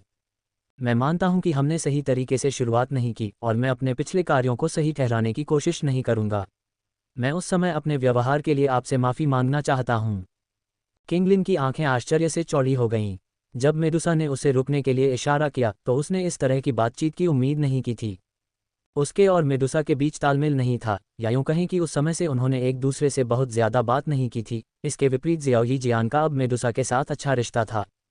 थोड़ी देर रुकने के बाद किंगलिन ने जवाब देने से पहले अपने विचार एकत्र किए। उद्धरण चिन्ह डॉट डॉट डॉट। कोई बात नहीं, ये सब अतीत की बात है। आपको अब इस बारे में बात करने की ज़रूरत नहीं है। क्या ये वाकई ठीक है? मेडुसा ने जोर दिया। मैं अंधी नहीं हूँ, किंगलिन ने उसकी ओर देखते हुए कहा। युवा मास्टर के साथ हमारे समय के दौरान मैंने तुम्हें बेहतर तरीके से जाना है और किसी तरह मैं तुम्हारी पिछली स्थिति के साथ सहानुभूति रख सकता हूँ। यदि आपने माफ़ी नहीं भी मांगी होती तो भी मैं आपके विरुद्ध कोई आरोप नहीं लगाता। आखिरकार हमारे शब्द भी चोट पहुंचाने वाले थे। तुम्हें भी मेरे साथ तालमेल बिठाने के लिए खुद को मजबूर करने की ज़रूरत नहीं है। भले ही वे अपने खून के रिश्ते से एक दूसरे के लिए नापसंदगी साझा करते हों, वे दोनों आखिरकार जियाओ मिंग के साथी थे, तो नाराजगी क्यों पालें? उद्धरण चिन्ह डॉट डॉट डॉट। मैं समझ गया, फिर भी मैं तुम्हें ये बताना चाहता था, किंगलिन। किंगलिन ने थोड़ा मुस्कुराया और सिर हिलाया, उसका चेहरा नर्म हो गया। हम माफ़ी को उसने खुशी से स्वीकार कर लिया। ये दोनों के लिए अपने अपने काम पर ध्यान देने के लिए पर्याप्त होता, इसलिए कुछ हद तक मेडुसा की माफ़ी ने उसकी ईमानदारी को साबित कर दिया। उन्होंने इसके बाद कुछ और नहीं कहा और जियाओ मिंग को पकड़ने के लिए तेज़ी से आगे बढ़े। जियाओ मिंग खुद बहुत दूर नहीं गया था और हालांकि वह दोनों लड़कियों की बातचीत की सामग्री नहीं जानता था क्योंकि उसने जानबूझकर नहीं सुना था, वह मेडुसा के चेहरे पर राहत की एक झलक और एक हल्के विचारशील भाव को देख सकता था। किंगलिन का उनसे कोई सवाल किए बिना उसने गर्मजोशी से मुस्कुराया और अपना हाथ बढ़ाया, उन्हें अपने पास खींचा और उनके माथे पर एक एक चुंबन रखा। फिर अपने हाथों को आपस में जोड़कर वे एक कदम आगे बढ़े, स्थानिक दरार में प्रवेश किया। अध्याय 394 सेंट्रल प्लेन्स सिचुएशन। हेई किंग द्वारा बताए गए मार्ग का अनुसरण करते हुए आधे दिन से भी कम समय में परिचित दृश्य जियाओ मिंग की दृष्टि के क्षेत्र में प्रवेश कर गए। दूरी में शानदार और भव्य पिल टॉवर दिखाई दिया, जो क्षितिज के खिलाफ थोड़ा दिखाई दे रहा था।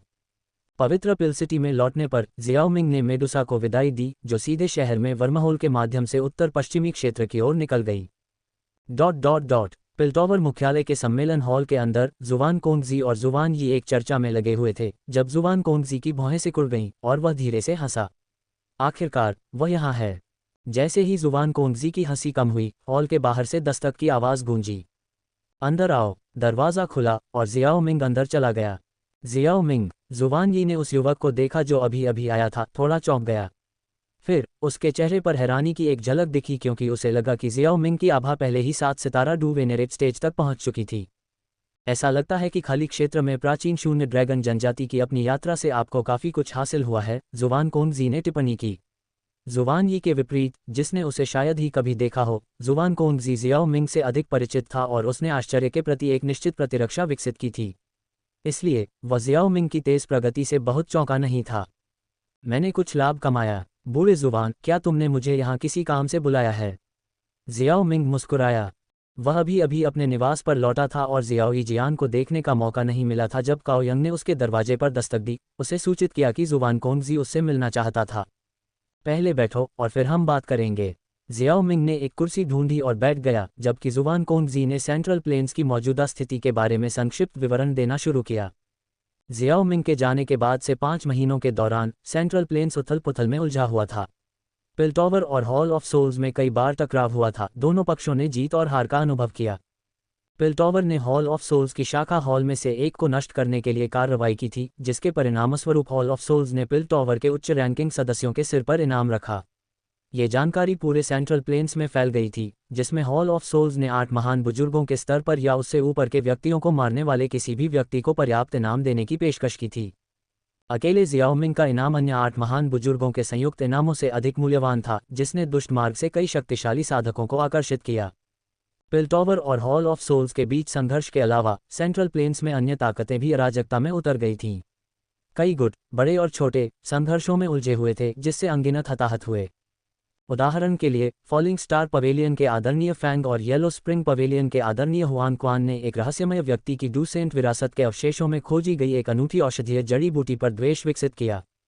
ये दुश्मनी तब और बढ़ गई जब येलो स्प्रिंग पवेलियन ने कुछ अज्ञात लाभों के लिए विंड लाइटनिंग पवेलियन का समर्थन प्राप्त कर लिया और फॉलिंग स्टार पवेलियन के खिलाफ जवाबी हमला किया।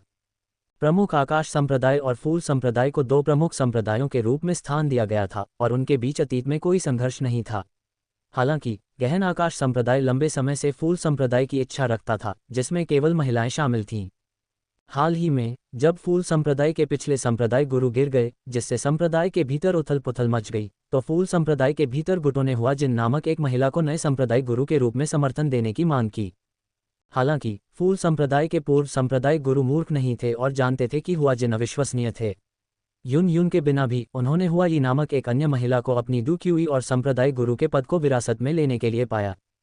इससे फ्लावर संप्रदाय के भीतर आंतरिक उथल पुथल मच गई, जिसमें हुआ यी को आधे से ज्यादा बुजुर्गों का समर्थन मिला, जबकि हुआ जिन को गहन आकाश संप्रदाय का समर्थन मिला।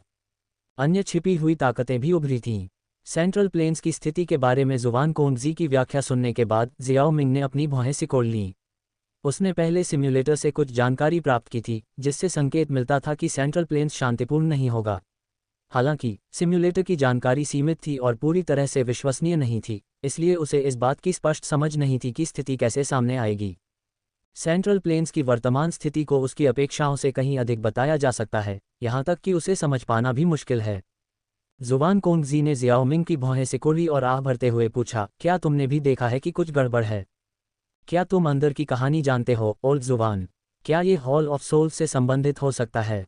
हाँ, पिल्टॉवर ने वास्तव में कुछ अंदरूनी जानकारी उजागर की है। जुवान कोंगजी ने अपनी दाढ़ी को सोच समझकर सहलाते हुए पुष्टि की। हमारी जांच के अनुसार बलों के बीच अधिकांश संघर्ष हॉल ऑफ सोल्स से संबंधित हैं। उनका लक्ष्य आत्मा के शरीर को पकड़ना है। जब जुवान कोंगजी ने आत्मा शरीर के बारे में बात की तो उसकी आवाज़ में गुस्से की झलक थी। एक कीमियागर की आत्मा शक्ति उसी स्तर के साधकों से बढ़कर थी। इसने पूरे डूक्यूई महाद्वीप में आत्माओं के हॉल द्वारा कीमियागरों की अत्यधिक मांग की।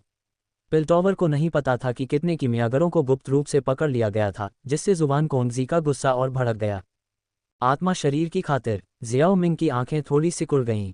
हालांकि वह समझ गया था कि आत्माओं का हॉल आत्मा शरीर प्राप्त करने के लिए परेशानी पैदा कर रहा है। मूल कार्य में हालांकि आत्माओं का हॉल अपने कार्यों में विशेष रूप से कम महत्वपूर्ण नहीं था, लेकिन उन्होंने अपनी सहस्राब्दी लंबी भव्य योजना के लिए खुद पर बहुत अधिक ध्यान आकर्षित नहीं किया। अब आत्माओं का हॉल पूरे सेंट्रल प्लेन्स में परेशानी पैदा कर रहा था। क्या ये हो सकता है कि हुन कबीले समय से पहले अपनी योजनाओं को शुरू करना चाहते थे? इस विचार ने जियाओ मिंग के दिल में तत्परता की भावना जगा दी। अगर ऐसा होता तो आत्माओं का हॉल उस पर करीब से ध्यान देना शुरू कर सकता था, खासकर तब जब हुन कबीले की नज़र में उसके पास प्राचीन देवता टोशे का जैद था। नतीजतन भू कबीला फिर से उसकी तलाश में आ सकता है।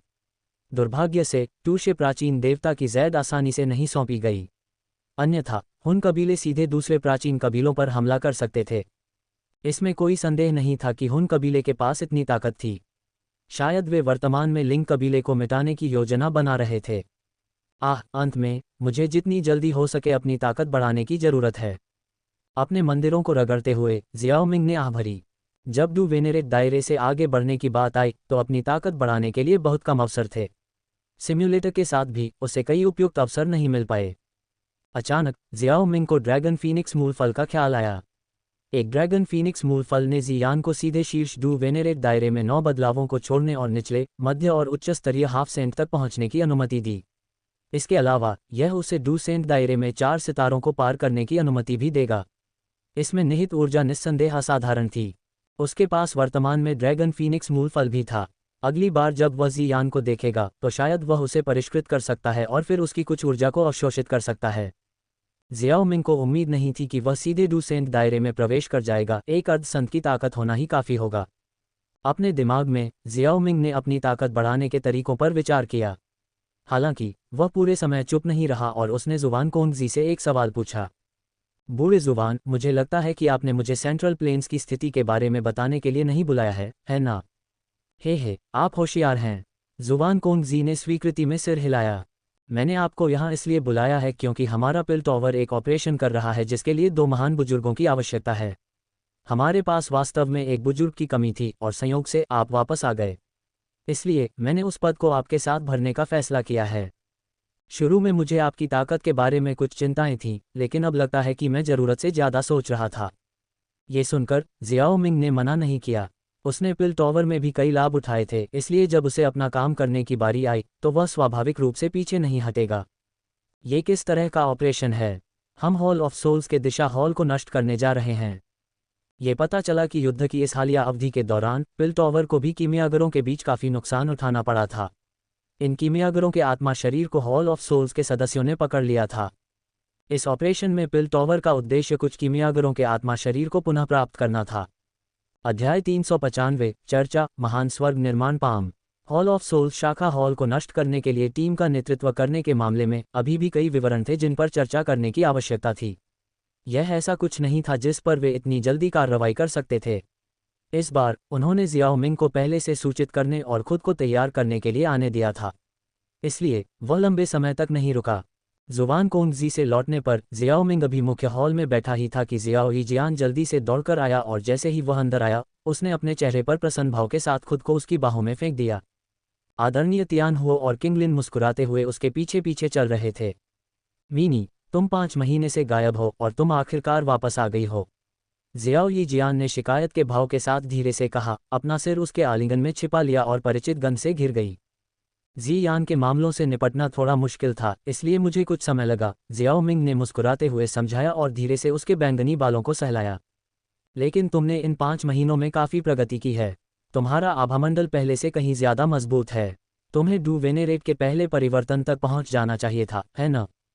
हाँ, तुम्हारे जाने के कुछ दिनों बाद मैंने तुम्हारे द्वारा दिए गए डूसेंट बोन मैरो का सेवन करना समाप्त कर दिया और डू वेनेरेट के पहले परिवर्तन तक पहुंच गया। हालांकि संत बनने के लिए 9वें परिवर्तन तक पहुंचने की प्रक्रिया बेहद कठिन है। मैं अभी भी पहले परिवर्तन में ही फंसा हुआ हूं, जियाओ यीजियान ने मुंह फुलाकर समझाया। जियाओ मिंग ने समझ में सिर हिलाया। उसे जियाओ यीजियान की साधना की प्रगति धीमी नहीं लगी। संत बनने के लिए 9वें परिवर्तन तक पहुंचने की प्रक्रिया जटिल नहीं लग सकती। सीधे शब्दों में कहें तो उन्हें 9 संपीड़न और दमन माना जाता था।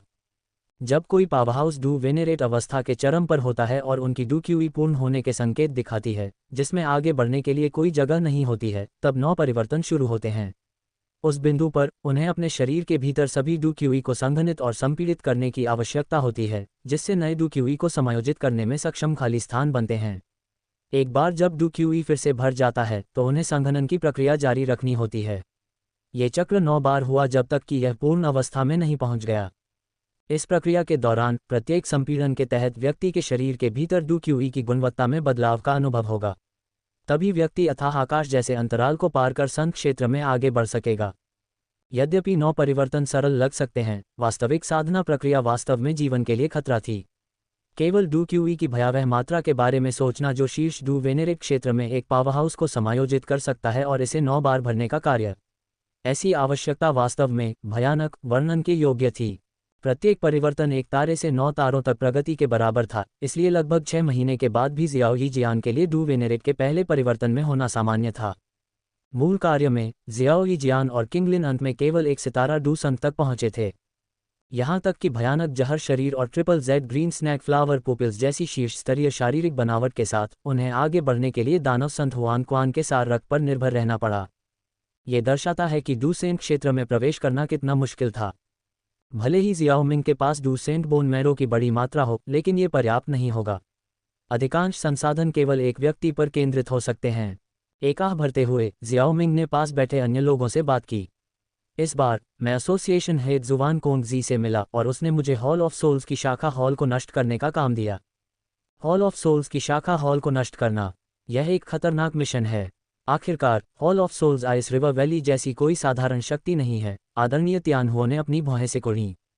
अपने पुनरुत्थान के बाद से उसने हॉल ऑफ सोल्स की कुख्यात प्रतिष्ठा सुनी थी। उसने उनके खिलाफ लड़ाई भी लड़ी थी और जानता था कि उन्हें हल्के में नहीं लिया जाना चाहिए। एसोसिएशन प्रमुख ने मुझे बताया कि इस ऑपरेशन का लक्ष्य दिशा हॉल है।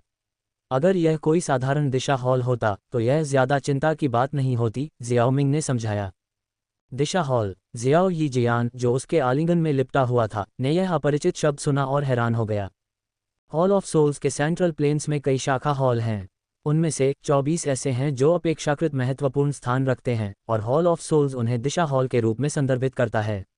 दिशा हॉल मध्यम महत्व के हैं और उनके ऊपर अधिक महत्वपूर्ण तियांगंग हॉल हैं। तियांगंग हॉल स्वर्ग, पृथ्वी और मनुष्य में विभाजित हैं।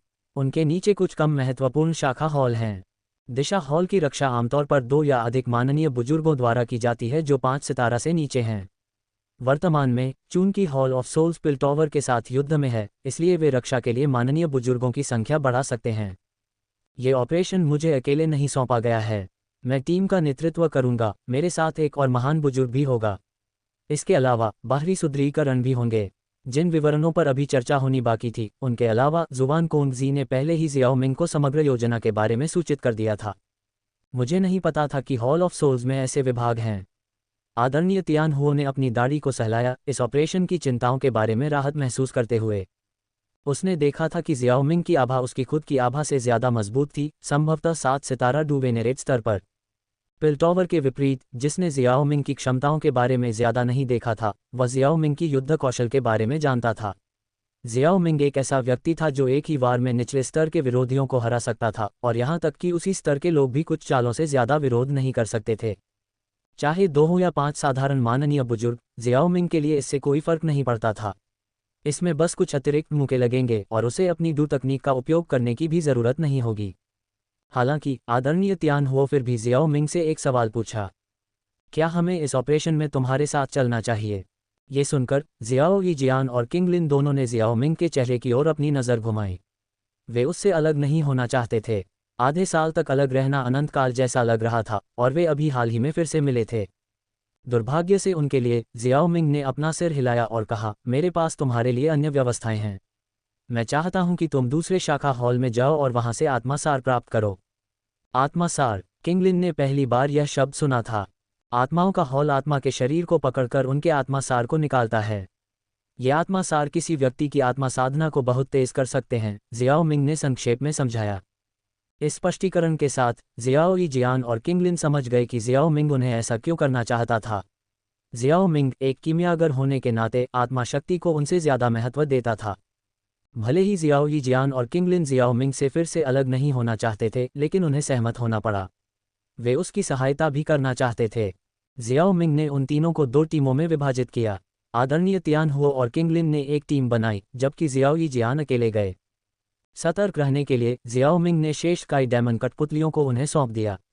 इसके अतिरिक्त उन्होंने उनके लिए केवल दिशा हॉल स्तर से नीचे शाखा हॉल पर हमला करने की योजना बनाई। ऑपरेशन के समय और अन्य व्यवस्थाओं पर चर्चा करने के बाद जियाओ मिंग ने जियाओ यी जियान को अपनी बाहों में उठाया और उसके कमरे में चला गया। जब किंगलिन ने अपनी बड़ी बहन की आंखों में आंसू देखे तो उसने चतुराई से उसे कुछ दिया अपने यंग मास्टर के साथ अकेले समय बिताना। उसे कोई आपत्ति नहीं थी, क्योंकि उसे पवित्र गोली शहर में वापस आने तक लाड़ प्यार दिया गया था। 5 महीने की अनुपस्थिति के बाद जियाओ मिंग ने अपने साथी के साथ खालीपन भरने में कुछ घंटे बिताए और फिर कपड़े पहने और अपने चेहरे पर एक बड़ी मुस्कान के साथ अपने कमरे से बाहर निकल गया। खुद को तरोताजा महसूस कर रहा था।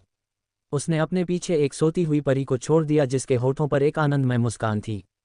अपने कमरे में वापस आकर वह बिस्तर पर क्रॉस लेग बैठ गया, एक पल के लिए विचार कर रहा था। अपने हाथ को घुमाने के साथ उसकी हथेली में 3 ज़ेड सफ़ेद पसलियां दिखाई दीं। ये 3 पसलियां स्वाभाविक रूप से वे चीजें थीं जिन्हें जियाओ मिंग ने जबरन डू सेंट कंकाल से निकाला था।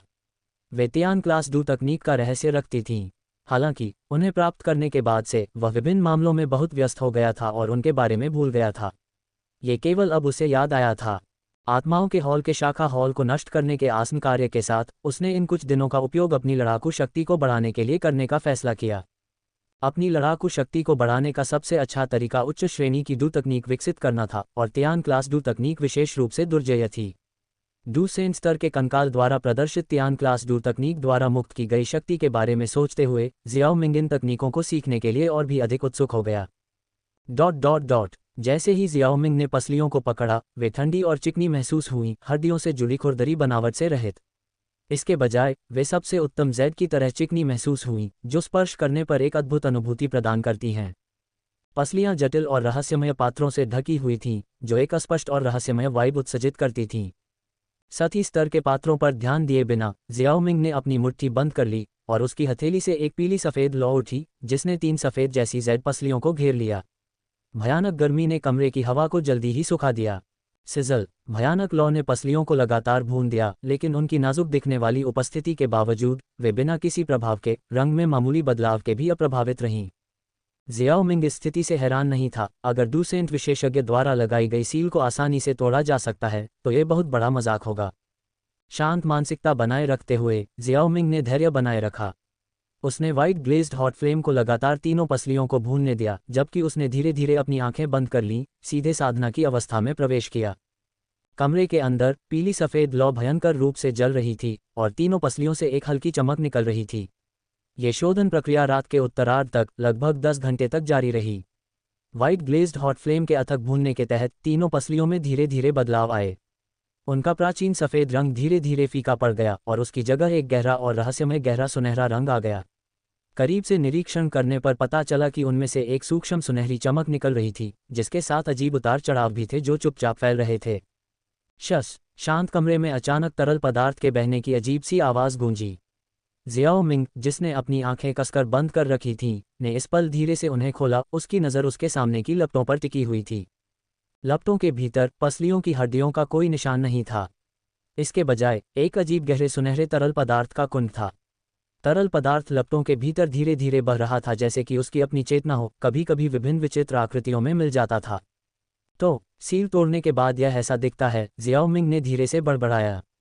बिना किसी हिचकिचाहट के उसने थोड़ी सूखी हवा में एक हल्की सांस ली, अपना हाथ बढ़ाया और फिर एक संक्षिप्त विराम के बाद अपनी उंगली को गहरे सुनहरे तरल पदार्थ के कुंड में डाल दिया। सिजल, जैसे ही जियाओ मिंग की उंगली तरल पदार्थ में प्रवेश करती है, अचानक परिवर्तन होता है। तरल पदार्थ हिंसक रूप से ऐंठने लगता है, उसकी उंगली के चारों ओर कसकर लिपट जाता है और जल्दी से उसकी पूरी हथेली को ढंक लेता है। हिस, गहरे सुनहरे तरल ने उसकी पूरी दाहिनी हथेली को घेर लिया, जिससे उसे असहनीय और तीव्र दर्द हुआ, जिससे जियाओ मिंग ने अपनी भौहें सिकोड़ लीं। गहरे सुनहरे तरल की पकड़ में उसकी हथेली अजीब तरह से ऐंठने लगी और हड्डियों के दबाव की हल्की आवाज़ें भी सुनाई देने लगीं। दबाव और भी मजबूत होता गया और जैसे ही जियाओ मिंग ने सोचा कि तीव्र दर्द लंबे समय तक जारी रहेगा, यह अचानक बंद हो गया। गहरे सुनहरे तरल ज्वार की तरह उसके हाथ में घुस गया और जल्दी से गायब हो गया। धमाका! फिर जियाओ मिंग का सिर अचानक हिल गया और उसकी पुतलियों से एक गहरे सुनहरे रंग की रोशनी निकली। इस समय उसकी आत्मा ने भी तीव्र कंपन का अनुभव किया। जल्द ही उसकी दृष्टि धुंधली होने लगी और जब उसे होश आया तो उसने खुद को एक अजीब जगह पर पाया। वह जगह विशाल नहीं थी, जीवन के किसी भी संकेत से रहित थी। जियाओ मिंग की निगाहें अंतरिक्ष में घूम गईं और अचानक शून्य में एक निश्चित बिंदु पर रुक गईं। वहां एक आकृति खड़ी थी जिसके हाथ पीठ के पीछे थे, दिखने में बेहद साधारण, आभा या डुक्यूई के किसी भी लक्षण का कोई निशान नहीं छोड़ रहा था। यह आकृति एक औसत व्यक्ति की तरह ही साधारण लग रही थी। जियाओ मिंग जानता था कि वह अब डू तकनीक के भीतर छिपी एक स्मृति स्थान में था। उसके सामने की आकृति कोई वास्तविक डू संत विशेषज्ञ नहीं थी, बल्कि स्मृति का एक टुकड़ा मात्र थी। आकृति ने जियाओ मिंग की ओर देखा तक नहीं। उसके अंतरिक्ष में प्रवेश करने के कुछ ही समय बाद अंतरिक्ष के भीतर एक शांत और कोमल आवाज़ गूंज उठी। The great heaven creation palm एकलोतियान डू तकनीक। इसे इस संत ने मेरी सारी शक्ति का उपयोग करके 100 डू तकनीकों को एक साथ मिलाकर बनाया है। ये हथेली तकनीक सृजन की अवधारणा पर जोर देती है, स्वर्ग को तोड़ती है और सभी चीज़ों को विशुद्ध बल से चकनाचूर कर देती है। एक त्यान क्लास डू तकनीक के रूप में साधारण से परे और डू संत स्तर को पार करते हुए जो कोई भी मेरी हड्डियों के भीतर छिपे रहस्य को प्राप्त करता है, उसे महान भाग्य वाला व्यक्ति माना जा सकता है। स्वयं वर्णन करने वाली स्पष्ट आवाज़ सुनकर जो एक एकालाप की तरह लग रही थी, जियाओ मिंग की अभिव्यक्ति कुछ अजीब हो गई। जिसके बारे में बात करते हुए डू संत अस्थि मज्जा प्राप्त करने के लिए उसने दूसरे पक्ष की राख का एक भी कण नहीं छोड़ा। इसके अलावा जब उसने पहले देखा था जब डू संत की बची हुई आत्मा ने त्यान क्लास डू तकनीक का प्रदर्शन किया था, तो वह पूरी तरह से जा रही थी, उन्हें पूरी तरह से नष्ट करने का इरादा कर रही थी। अगर उन्हें मारा जाता तो वे राख भी नहीं छोड़ सकते थे। अब ये स्मृति अंश एक महान भाग्य वाले व्यक्ति के बारे में बात कर रहा था। अगर वह पहले से ही कहानी नहीं जानता था तो वह इसे कैसे भी देखता, ये संदिग्ध प्रतीत होता। आकृति ने बोलना जारी रखा, चूंकि आप हड्डियों को प्राप्त करने में सक्षम थे, इसलिए आपकी हथेलियों को स्वर्ण आत्मा लार से तपा हुआ होना चाहिए था। याद रखें, महान स्वर्ग सृजन हथेली को केवल तपा हुआ हथेलियों के साथ सफलतापूर्वक निष्पादित किया जा सकता है, अन्यथा आपको एक प्रतिक्रिया भुगतनी होगी। महान स्वर्ग सृजन हथेली में सृजन की शक्ति है। जैसे ही स्पष्ट आवाज़ धीरे धीरे सुनाई दी, आकृति ने अचानक एक फीकी चमक उत्सर्जित की। इसका शरीर पारदर्शी हो गया, जिससे अंदर के स्पष्ट मेरिडियन मार्ग प्रकट हुए। उन मध्याह्न रेखाओं के भीतर गहरे सुनहरे रंग की ऊर्जा का एक निशान तेजी से घूम रहा था, जो एक अजीबोगरीब मध्याह्न मार्ग को रेखांकित कर रहा था। यह महान स्वर्ग निर्माण हथेली की खेती के लिए मध्याह्न मार्ग है। ये दृश्य देखकर जियाओ मिंग ने जल्दी से अपने दिमाग को केंद्रित किया, मार्गों के भीतर ऊर्जा की गति को दृढ़ता से याद किया। मध्याह्न मार्ग के साथ ऊर्जा परिसंचरण के कई चक्रों के बाद ये धीरे धीरे फीका पड़ गया।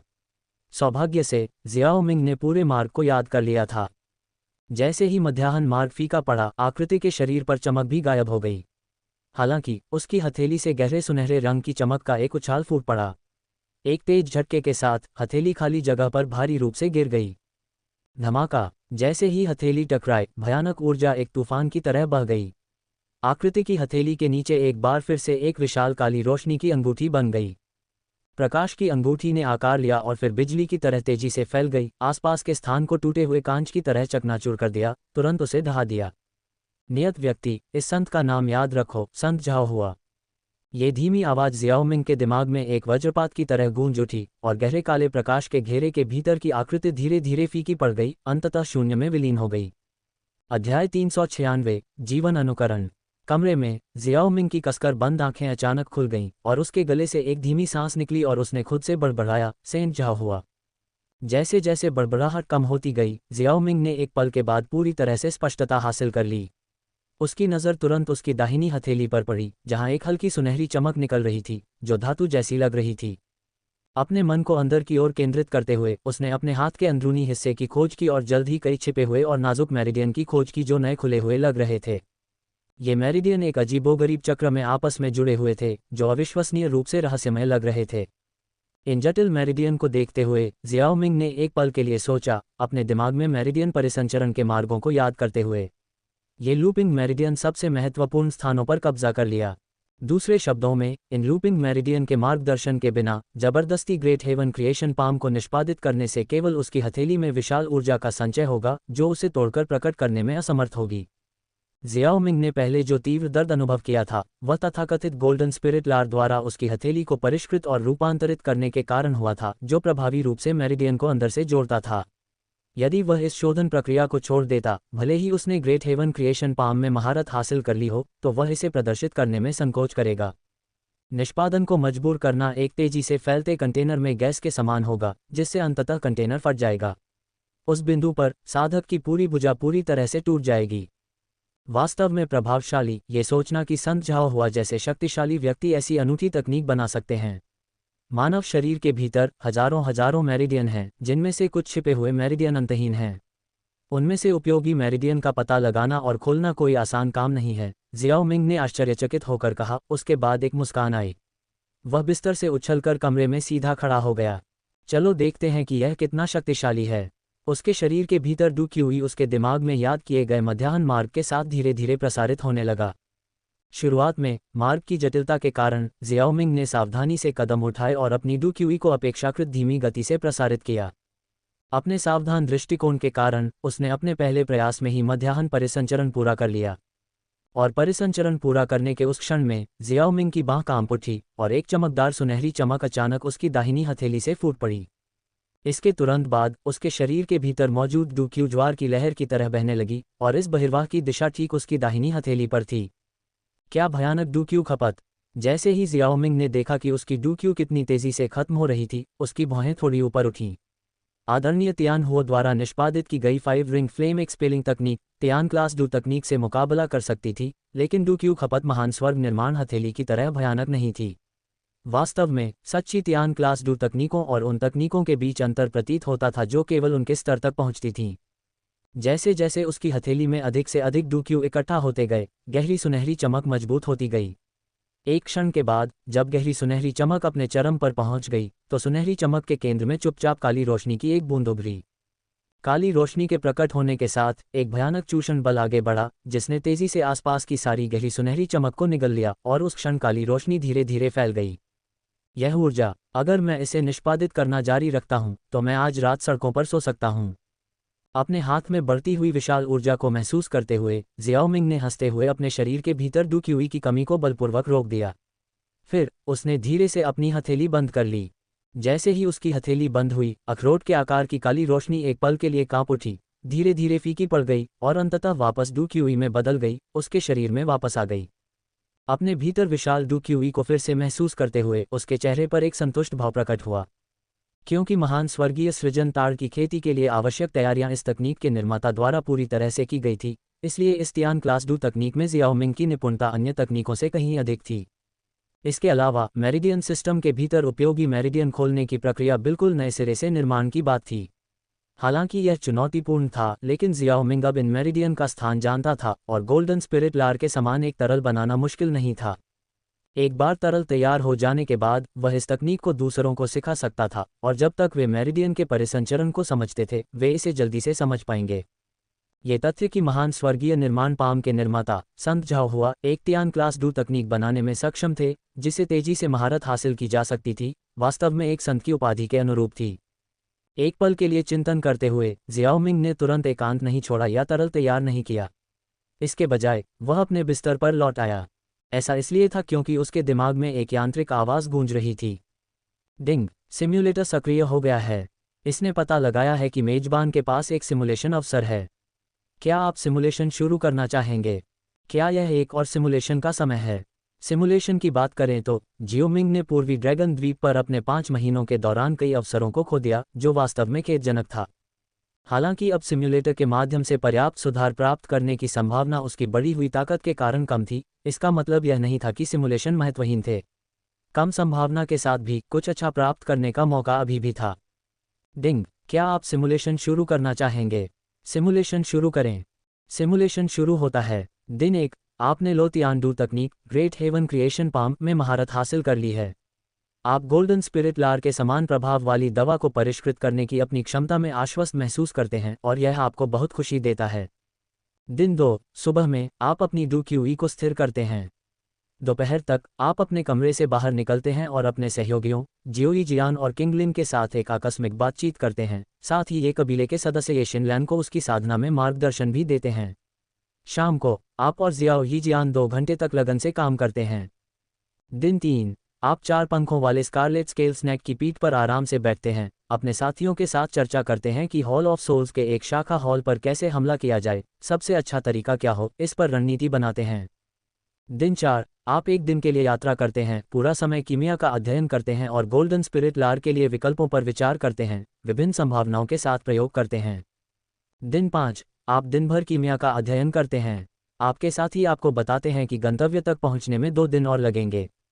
दिन 7, आप हॉल ऑफ सोल्स के एक शाखा हॉल पर हमला करते हैं और 6 डू वेनेरेट्स को मार देते हैं। दिन 15, सहमत बैठक स्थल पर लवेंडर की सुखदायक खुशबू से घिरे हुए आप जियोई जियान, किंगलिन और वेनेरेबल तियानहुओ से मिलते हैं। उनके शरीर की जांच करने पर आपको कोई चोट नहीं मिलती, जिससे अंततः आपका मन शांत हो जाता है। दिन 30, आपका हाथ उच्च श्रेणी की औषधीय सामग्री को छूता है, जैसे कि purple melody dragon emperor ginseng, purple pill ginseng, 100 grass dew, सुगंधित silk orchid, falling petal flower, dragon elephant horn, dew drop grass, black tongue orchid, purple orchid leaf grass, bone cleansing flower, इंगलीफ लोड्स। दिन 32, आप औषधीय सामग्री को परिष्कृत करने में दिन बिताते हैं। दिन 38, आप औषधीय सामग्री को परिष्कृत करने में दिन बिताते हैं। दिन 100, आप अपनी ताकत में एक सफलता प्राप्त करते हैं। दिन 160, आप एक मिशन को अंजाम देने के लिए 10 साधारण बुजुर्गों को साथ लाते हैं। आप हॉल ऑफ सोल्स के एक माननीय बुजुर्ग से मिलते हैं जो आपको देखकर तुरंत भाग जाता है, लेकिन आप आसानी से उन्हें पकड़ लेते हैं और एक ही पकड़ से उन्हें कुचल देते हैं। अध्याय 397, प्रतिभाओं के बीच चयन। दिन 205, आपने 8 सितारा डू वेनेरेट स्तर के स्काई डेमन पपेट को परिष्कृत किया। दिन 206, आपने 9 सितारा डू वेनेरेट स्तर के स्काई डेमन पपेट को परिष्कृत किया।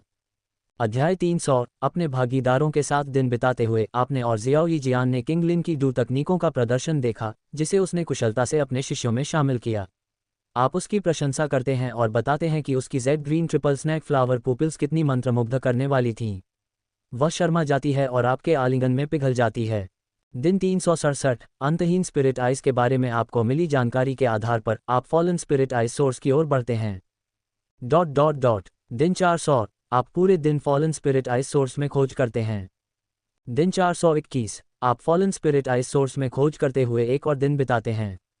इस दौरान आप स्वर्ग छाया संप्रदाय के 3 शक्तिशाली व्यक्तियों से मिलते हैं।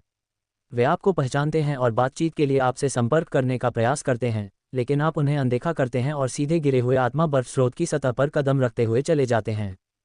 दिन 450, आपको अंतहीन आत्मा बर्फ मिलती है। अपनी दिव्य भावना से 3 बार जांच करने और कोई असामान्यता न मिलने के बाद आप इसे इकट्ठा करने के लिए आगे बढ़ते हैं। हालांकि जैसे ही आप पहुंचते हैं आपको अपनी उंगली में तेज दर्द महसूस होता है। आपको पता चलता है कि आपको बर्फ नीले रेशम के कीड़े ने काट लिया है और आपका चेहरा नाटकीय रूप से बदल जाता है। आपको पता चलता है कि यह रेशम का कीड़ा कोई और नहीं बल्कि प्राचीन क्रिस्टल रेशम का कीड़ा है, जो प्राचीन युग के 10 जहरों में से एक है। क्रिस्टल रेशम के कीड़े द्वारा काटे गए लोग एक विशेष विष से प्रभावित होंगे। खेती की गई डुक्यूई का एक हिस्सा विष द्वारा रूपांतरित हो जाएगा, पूरी तरह से गायब नहीं होगा बल्कि विष द्वारा अवशोषित हो जाएगा। ये विष पानी में नमक की तरह डुक्यूई अंगों और अंगों में एकीकृत हो जाएगा, जिससे इसे खत्म करना मुश्किल हो जाएगा। जैसे जैसे जहर वाले व्यक्ति की साधना का स्तर बढ़ता है, उसके शरीर में और अधिक विष जमा होते जाते हैं, जब तक कि वह अंततः बर्फ की मूर्ति में बदल नहीं जाता। आपके पास एक स्वर्गीय ज्वाला है, इसलिए यह विष आपके लिए कोई खतरा नहीं है। हालांकि यह आपकी साधना को प्रभावित करेगा, इसलिए आप बहुत बुरे मूड में हैं। आपने रेशम के कीड़े को कुचल दिया और उसका शरीर इकट्ठा कर लिया। संयोग से कोई व्यक्ति आपके मार्ग का पता लगा लेता है और आप पर घात लगाता है। वे मर जाते हैं। ... दिन 571 आप 8 रंगों वाली 8वीं श्रेणी की गोली ब्लड मून बोधि गोली को परिष्कृत करते हैं। ... दिन 705 आप छोटे गोली टॉवर में प्रवेश करते हैं। दिन 970 फूल संप्रदाय के क्षेत्र से गुजरते समय आप उद्देश्यपूर्ण तरीके से आसपास की घाटियों की जांच करते हैं। आप एक ऐसी घाटी की खोज करते हैं जो एक छिपे हुए क्षेत्र को समेटे हुए प्रतीत होती है। सावधानीपूर्वक खोजबीन के बाद आप 3 प्रथम परिवर्तन डू वेनेरेट विशेषज्ञों से मिलते हैं। वे भी आपकी उपस्थिति को नोटिस करते हैं और चिंतित दिखाई देते हैं। वे आप पर हमला करते हैं। दिन 971 आप खरपतवारों के एक समूह को हटाते हैं और एक अजीबोगरीब पत्थर की खोज करते हैं। आपको लगता है कि आपको 7 रंगों वाला मूल पत्थर मिल गया है, लेकिन यह 9 रंगों वाला मूल पत्थर निकलता है। ... दिन 1266 आप उत्तर पश्चिमी क्षेत्र में लौटने के लिए वर्महोल का उपयोग करने पर विचार करते हैं, लेकिन मध्य मैदानों में बढ़ती तनावपूर्ण स्थिति के कारण आप इस विचार को त्याग देते हैं। दिन 1670 पिल टॉवर पूर्वज वापस आता है और पिल टॉवर के स्तंभों में से एक के रूप में आप उससे मिलते हैं। वह आपका बहुत सम्मान करता है। दिन 1900 पिल टॉवर के 3 दिग्गज चिंतित बुजुर्गों के साथ एक बैठक बुलाते हैं।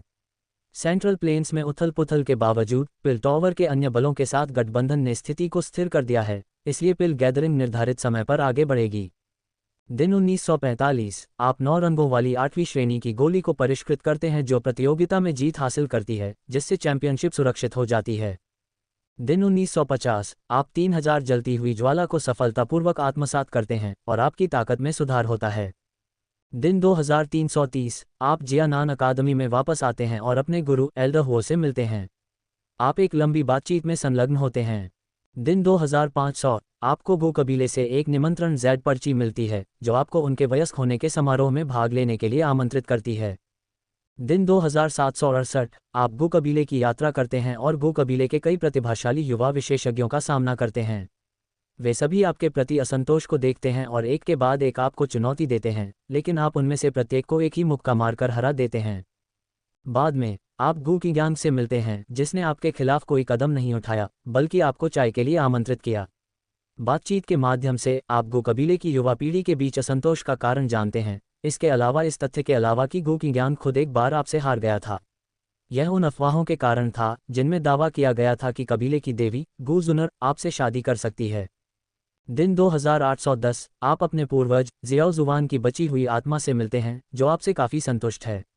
वह आपको जियाओ कबीले के डू गॉड ब्लडलाइन के रक्त कुंड में ले जाता है और आपसे रक्त का आदान प्रदान करने के लिए कहता है, जिससे आपको जियाओ कबीले की रक्तरेखा शक्ति के अंतिम अवशेष विरासत में मिलते हैं। आप रक्त के कुंड में कदम रखते हैं। दिन 2813 आपका रक्त बहता रहता है। दिन 2814 आपका रक्त बहता रहता है। ... दिन 2821 आपका शरीर जियाओ कबीले के डू गॉड ब्लडलाइन को अवशोषित करता है और आपका डू क्यूई साधना क्षेत्र बढ़ता रहता है। दिन 3186 डू गॉड ब्लडलाइन का एकीकरण पूरा हो गया है और जियाओ जुवान आपको पूरा स्काई फायर 3 मिस्टीरियस चेंज प्रदान करता है। दिन 3316 आप जियाओ कबीले के रक्तरेखा चिन्ह की खेती करते हैं और आपके पूर्वज आपसे बहुत संतुष्ट हैं। दिन 3650 आप 8वें परिवर्तन डू वेनेरेट चरण में एक ऊर्जा शरीर का शिकार करते हैं, एक 8वीं कक्षा की ऊर्जा कोर प्राप्त करते हैं। सिमुलेशन समाप्त होता है। प्रतिभा आइटम का चयन करना। वर्तमान में उपलब्ध triple Z green snake flower pupils डू गॉड ब्लडलाइन जियाओ कबीला 8वीं श्रेणी की ऊर्जा कोर। उस पल जब उसने विकल्प देखे तो जियाओ मिंग भी दंग रह गया। उसने क्या देखा? Triple Z green snake flower pupils और जियाओ कबीले की डू गॉड ब्लड अलाइन दोनों ने डू सेंट दायरे में प्रवेश की गारंटी दी। ऊर्जा कोर को पहले ही स्वचालित रूप से अनदेखा कर दिया गया था क्योंकि यह पिछले दो विकल्पों की तुलना में नहीं था। Triple Z green snake flower pupils डू गॉड ब्लड अलाइन। अपने सामने दो विकल्पों का सामना करते हुए जियाओमिंग जल्दी से अपनी उलझन से बाहर आया और एक कठिन दुविधा में पड़ गया। क्या उसे जियाओ कबीले के डू गॉड ब्लड लाइन या triple Z green snake flower pupils में से किसी एक को चुनना चाहिए? निस्संदेह जियाओ कबीले के डू गॉड ब्लड लाइन का मतलब जियाओ जुवान द्वारा छोड़ी गई रक्तरेखा से था। हालांकि यह जियाओ जुवान के डू गॉड दायरे में घुसने के असफल प्रयास से बची हुई रक्तरेखा थी, लेकिन इसकी समृद्धि दिव्य श्रेणी की रक्तरेखा से कम नहीं थी। निस्संदेह इस रक्तरेखा के साथ डू सेंट दायरे तक पहुंचने से पहले कोई अड़चन नहीं होगी, जो उस दायरे में प्रवेश की गारंटी देती है। जहां तक triple Z green snake flower pupils की बात है तो ज्यादा कुछ कहने की जरूरत नहीं थी। ये डू क्यूई महाद्वीप में नंबर 1 शिष्य की काया थी। दोनों में से ये निर्धारित करना वास्तव में कठिन था कि कौन बेहतर था। इसलिए अगर कोई चुनाव करना ही था तो ये केवल इस बात पर आधारित हो सकता था कि इसका दूसरों पर क्या प्रभाव पड़ेगा। अगर उसने जियाओ कबीले की डू गॉड ब्लडलाइन को चुना तो भविष्य में अगर कभी जियाओ जुवान का सामना हुआ तो उसे समझाने में मुश्किलें आएंगी।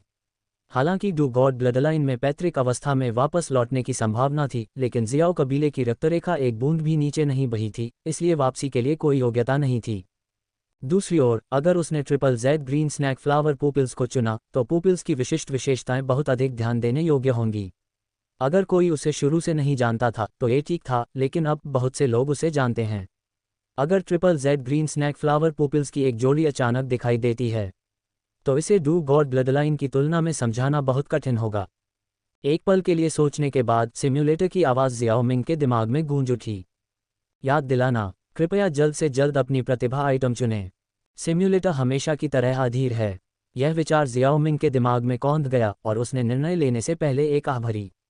मैं डू गॉड ब्लडलाइन चुनता हूँ। जैसे ही जियाओमिंग ने ये शब्द कहे, अचानक उसके सामने लगभग 1 मीटर व्यास का एक रक्तपिंड प्रकट हुआ। उसमें से खून की तेज गंध फैली, साथ ही एक बेहद अनोखी शक्ति भी थी जो धीरे धीरे फैलती गई।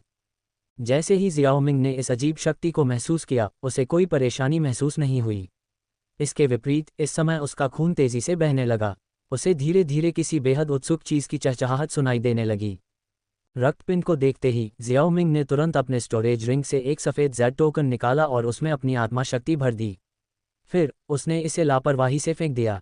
टोकन फेंके जाने के बाद इसे सीधे डू क्यूई द्वारा सहारा दिया गया, जो ठोस दीवार को भेदते हुए कम कठोरता वाले गलियारे के खंभे पर जा गिरा। किसी ने भी इस दृश्य को नहीं देखा, अन्यथा वे जियाओमिंग के डू क्यूई पर उत्कृष्ट नियंत्रण को देखकर चकित रह जाते।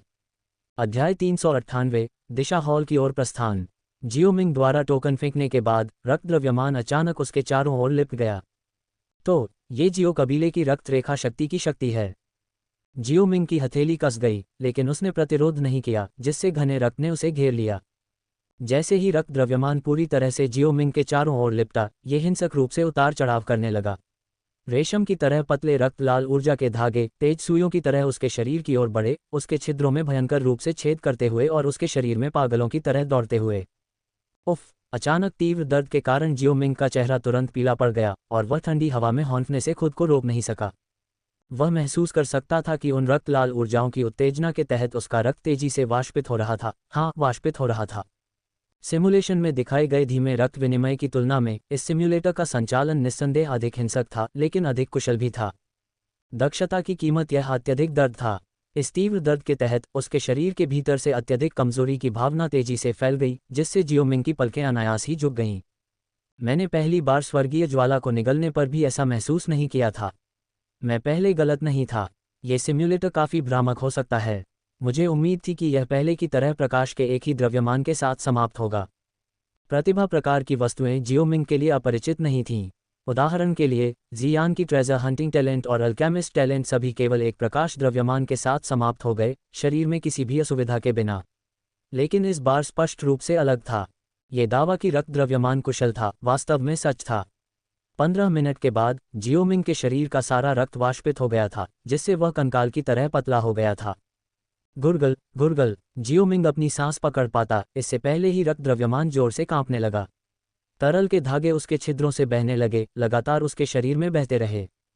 जैसे ही यह रक्त लाल तरल अजीब ऊर्जा से भरा हुआ जियाओमिंग के शरीर में प्रवेश किया, उसकी अत्यंत पीली त्वचा धीरे धीरे गुलाबी रंग की हो गई और उसकी मुरझाई हुई त्वचा अपनी लोच वापस पाने लगी। ये पलटाव प्रक्रिया बहुत तेज थी। जल्द ही जियाओमिंग की त्वचा अपनी पूर्व उपस्थिति में लौट आई, जो जीवन शक्ति से भरी हुई दिखाई दे रही थी। उसके शरीर के बाहर रक्त की अनगिनत धारें अभी भी बह रही थीं और अंततः उसके शरीर में बह रही थीं, साथ ही उसके शरीर में प्रवेश करने वाले रक्त की आखिरी धार भी बह रही थी। धमाका! जियाओमिंग के शरीर के भीतर से एक गहरी आवाज निकली और उसके मुंह के कोने से धीरे धीरे खून की एक बूंद टपकने लगी। एक बैंगनी सुनहरी रोशनी चमक उठी। ड्रैगन फीनिक्स ब्लडलाइन की शक्ति। जियाओमिंग ने धीरे से अपनी आंखें खोली और अपने मुंह के कोने को पोंछने के लिए अपना दाहिना हाथ उठाया, एक वाक्य बोला। अभी अभी जो दबी हुई आवाज आई थी, वह ड्रैगन फीनिक्स ब्लडलाइन द्वारा डू गॉड ब्लडलाइन को अस्वीकार करने के कारण हुई थी। इस ब्लडलाइन शक्ति का स्रोत जियान होना चाहिए। मूल रूप से वह अपनी आत्मा का उपयोग करके रक्तरेखाओं में सामंजस्य स्थापित करना चाहता था, लेकिन अंत में दोनों सीधे विलीन हो गए। अगर कोई देख सकता तो वह देख सकता कि जियाओमिंग के दिल के बीच में अंगूठे के आकार का एक अजीब बैंगनी लाल हीरे के आकार का क्रिस्टल था, जो सीधे जुड़ गया था। इससे बैंगनी लाल प्रकाश के धागे निकल रहे थे। स्पष्ट रूप से जियाओमिंग अपने दिल की शक्तिशाली धड़कन को महसूस कर सकता था। हर धड़कन उसके शरीर के भीतर डू क्यूई की लहरों को उभारने लगती थी। रक्त रेखाओं के सम्मिलन ने जियाओमिंग को महसूस कराया कि यह सिम्युलेटर का काम होना चाहिए। उसने सिम्युलेटर द्वारा धोखा दिए जाने के बारे में अपनी पिछली शिकायत वापस ले ली। प्रतिभा से संबंधित वस्तुओं के लिए सिम्युलेटर की बिक्री के बाद की सेवा हमेशा विश्वसनीय रही है। सिम्युलेटर की कुशल प्रक्रिया के लिए धन्यवाद। जियाओमिंग को डू गॉड ब्लडलाइन को मर्ज करने में ज़्यादा समय नहीं लगा। हालांकि डू गॉड ब्लडलाइन को मर्ज करने के बाद जियाओमिंग का साधना स्तर नहीं बढ़ा, जो उसकी उम्मीदों के अनुरूप था। मूल कहानी में जियाओयान ने सिर्फ इसलिए स्तर नहीं बढ़ाया क्योंकि उसने डू गॉड ब्लडलाइन को अवशोषित कर लिया था, बल्कि इसलिए क्योंकि उसने जियाओ जुबान द्वारा छोड़ी गई ऊर्जा को अवशोषित कर लिया था। चूंकि सिम्युलेटर ने कोई ऊर्जा प्रदान नहीं की, इसलिए जियाओमिंग का साधना स्तर अपरिवर्तित रहा। बिस्तर से उछलकर जियाओमिंग लापरवाही से अपने सामने खाली जगह में पहुंच गया और वह टोकन जो उसने पहले फेंका था फिर से उसके हाथ में आ गया। उसने टोकन को जियाओ यीजियान और अन्य लोगों को सूचित करने के लिए फेंका था जब उसे कुछ गड़बड़ महसूस हुई, लेकिन अब यह बेकार लग रहा था। इसे अपने स्टोरेज रिंग में फेंकते हुए जियाओमिंग ने दरवाजा खोला और बाहर चला गया। 3 दिन बाद, जब सुबह की पहली किरणें अंधेरे को चीरती हुई धरती पर सोने की चमक बिखेर रही थीं, तो पिल टॉवर के भीतर से कई आकृतियों का एक समूह उभरा। वे चुपचाप कुशलता से आगे बढ़े, किसी भी अनावश्यक ध्यान को आकर्षित करने से बचते हुए, और तेजी से आकाश में गायब हो गए। होली पिल सिटी के ठीक बाहर एक सुनसान पर्वत शिखर पर हवा सीटी बजाती हुई हवा में बह रही थी और एक दर्जन आकृतियां शून्य से बाहर निकलकर पहाड़ की चोटी पर उतरीं। हम सब यहाँ हैं, शांगगुआनकुओ ने लोगों की संख्या गिनते हुए और जियाओमिंग को सिर हिलाते हुए घोषणा की। तो फिर चलें, जियाओमिंग ने शांति से उत्तर दिया। एक हल्की सीटी के साथ एक विशाल छाया आकाश से उतरी, जिसकी लंबाई 10 मीटर थी। समूह ने उस पर कदम रखा। एक शक्तिशाली जोर के साथ छाया ऊपर की ओर बढ़ी, आकाश को चीरती हुई उत्तर पश्चिम की ओर उड़ी। आसमान के विशाल विस्तार में क्षितिज पर नर्म बादल छाए हुए थे और गर्म धूप ने दुनिया को एक आरामदायक आलिंगन में ढांक लिया था। हवा में हल्की हवा बह रही थी, जो वातावरण में एक ताज़ा स्पर्श जोड़ रही थी। एक 10 मीटर लंबी छाया बिजली की तरह आकाश में चमक रही थी, जो आसानी से सफ़ेद बादलों को चीर रही थी। यह विशाल रूप एक विशालकाय अजगर का था, जिसके चिकने काले शल्क सूरज की रोशनी में चमक रहे थे और उसकी पीठ से 4 पंख निकल रहे थे, जो एक भयंकर और क्रूर आभा उत्सर्जित कर रहे थे। यह एक 7वें दर्जे का जादुई जानवर था। जियाओमिंग अजगर के सिर के ऊपर बैठा था, उसके हाथ में एक स्क्रॉल मैप था। मानचित्र पर विभिन्न आकारों के कई दर्जन लाल बिंदु अंकित थे, जिनके बारे में जियोमिंग को पता था कि वे पिल टॉवर द्वारा खोजे गए हॉल ऑफ सोल्स के शाखा हॉल के स्थान थे। अचानक एक बुजुर्ग व्यक्ति जियाओमिंग के पास आया। ये व्यक्ति शांगगुआनकुओ था, जो इस ऑपरेशन में भाग लेने वाला दूसरा महान बुजुर्ग था और एक 3 सितारा डू वेनेरेट था। बुजुर्ग जियाओमिंग, आप इस ऑपरेशन का नेतृत्व कर रहे हैं। कृपया सभी को मिशन के उद्देश्य के बारे में बताएं ताकि वे परिचित हो सकें, शांगगुआनकुओ ने अनुरोध किया। मम्मा, मैंने इसे अनदेखा कर दिया, जियाओमिंग ने उस पर मुस्कुराते हुए कहा। दरअसल उसने बाद में समझाने की योजना बनाई थी। गोपनीयता बनाए रखने के लिए उसके और शांगगुआनकुओ को छोड़कर अन्य सदस्य मिशन के उद्देश्य से अनजान थे, इसलिए स्पष्टीकरण आवश्यक था। पीछे मुड़कर और विशाल अजगर के बीच में चलते हुए जियाओमिंग की नज़र चारों ओर घूमी और उसने देखा कि सभी बुजुर्ग आदमी लग रहे थे। शांगगुआनकुओ के अलावा 3 डू वेनेरेट थे और बाकी सभी 9 सितारा डू पूर्वज थे। इन 3 डू वेनेरेट के पास मजबूत आत्मा शक्तियां नहीं थीं और वे कीमियागर नहीं थे, वे इस मिशन के लिए आमंत्रित शक्तिशाली व्यक्ति थे। पिल्टोवर द्वारा किए गए इस ऑपरेशन में, जिसमें जियोमिंग भी शामिल था, 5 डू वेनेरेट और 10 9 सितारा डू पूर्वज थे। जियोमिंग खुद एक 7 सितारा डू वेनेरेट था, जो हॉल ऑफ सोल्स के किसी भी शाखा हॉल को नष्ट करने के लिए पर्याप्त था। इसने प्रदर्शित किया कि पिल्टोवर वास्तव में इस ऑपरेशन को महत्व देता था। सभी को देखने के बाद जियोमिंग ने विनम्रता को छोड़ दिया और सीधे मुद्दे पर आ गया। मुझे विश्वास है कि आप सभी को पता होना चाहिए कि मैं कौन हूं। मैं इस ऑपरेशन का नेतृत्व करूंगा। शांत व्यक्ति होने के कारण उन्होंने प्रतिक्रिया में केवल सिर हिलाया, अपनी निगाहों का उपयोग करके ये संकेत दिया कि वे सुन रहे थे। इस मिशन का उद्देश्य बैयुन पर्वत श्रृंखला में स्थित हॉल ऑफ सोल्स का शाखा हॉल है। अध्याय 399 बैयुन पर्वत श्रृंखला। बैयुन पर्वत श्रृंखला नाम सुनते ही सभी एक पल के लिए रुक गए और फिर समझदारी भरी नज़र से देखने लगे। बैयुन पर्वत श्रृंखला को मध्य मैदानों में एक प्रसिद्ध स्थान माना जाता था। इसमें कई ऊंचे पहाड़ थे और किसी कारण से वहां की धुंध बहुत घनी थी, जिससे आकाश अस्पष्ट हो गया था। अगर कोई लापरवाही से इधर उधर घूमता तो वह आसानी से उसमें खो जाता। इसके अलावा पर्वत श्रृंखला में कई शक्तिशाली जादुई जानवर रहते थे, जिससे निपटना काफ़ी मुश्किल था। हॉल ऑफ सोल्स ने वहां एक शाखा स्थापित करने का फैसला किया, जो संभवतः इसकी छिपी हुई प्रकृति के कारण था। उस शाखा हॉल में कितने मजबूत व्यक्ति हैं? कितने डू वेनेरेट हैं? आदरणीय फू हाई, एक बूढ़े व्यक्ति ने सबसे महत्वपूर्ण प्रश्न पूछा जो सभी को चिंतित करता था। आदरणीय फू हाई का प्रश्न सुनकर अन्य लोगों के चेहरे पर गंभीरता आ गई। ये वास्तव में सबसे महत्वपूर्ण जानकारी थी। अगर वे दुश्मन की रक्षात्मक ताकत का भी पता नहीं लगा सकते तो अंधाधुंध तरीके से आगे बढ़ना जाल में फंसने के समान होगा। हमारे पिल्टोवर से मिली जानकारी के अनुसार 5 माननीय एल्डर होने चाहिए, एल्डर शांगगुआन, जो पास में ही खड़े थे, ने उत्तर दिया। 5। सभी ने एक दूसरे की ओर देखा। क्या यह उनकी तरफ से समान संख्या नहीं थी? हॉल ऑफ सोल्स के संचालन का पैमाना काफ़ी बड़ा था। उन्होंने सिर्फ एक शाखा हॉल की सुरक्षा के लिए 5 डू वेनेरेट भेजे। ये लाइनअप एक शीर्ष स्तरीय गुट का सफाया करने के लिए भी पर्याप्त था।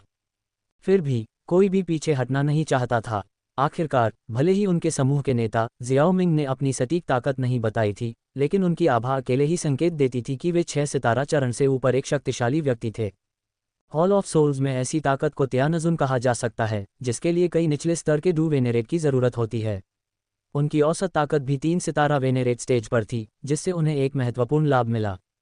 हालांकि वे इतनी कम उम्र में जियाओमिंग की असाधारण प्रतिभा और उच्च स्तर की साधना को देखकर आश्चर्यचकित हुए बिना नहीं रह सके। उसके चेहरे को देखकर, जिस पर एक हल्की मुस्कान और एक ग्रैंड मास्टर की हवा थी, उसकी उम्र को नज़रअंदाज करना आसान था। आखिरकार वह केवल 20 साल का था। खुफिया जानकारी के अनुसार इन 5 डू वेनेरेट्स के अलावा शाखा हॉल में कुछ हॉल ऑफ सोल्स प्रोटेक्टर्स भी हैं। उनकी संयुक्त ताकत कमजोर नहीं है। एल्डर शांगगुआन ने समझाना जारी रखा। इन प्रोटेक्टर्स को ज़्यादा समस्या नहीं होनी चाहिए।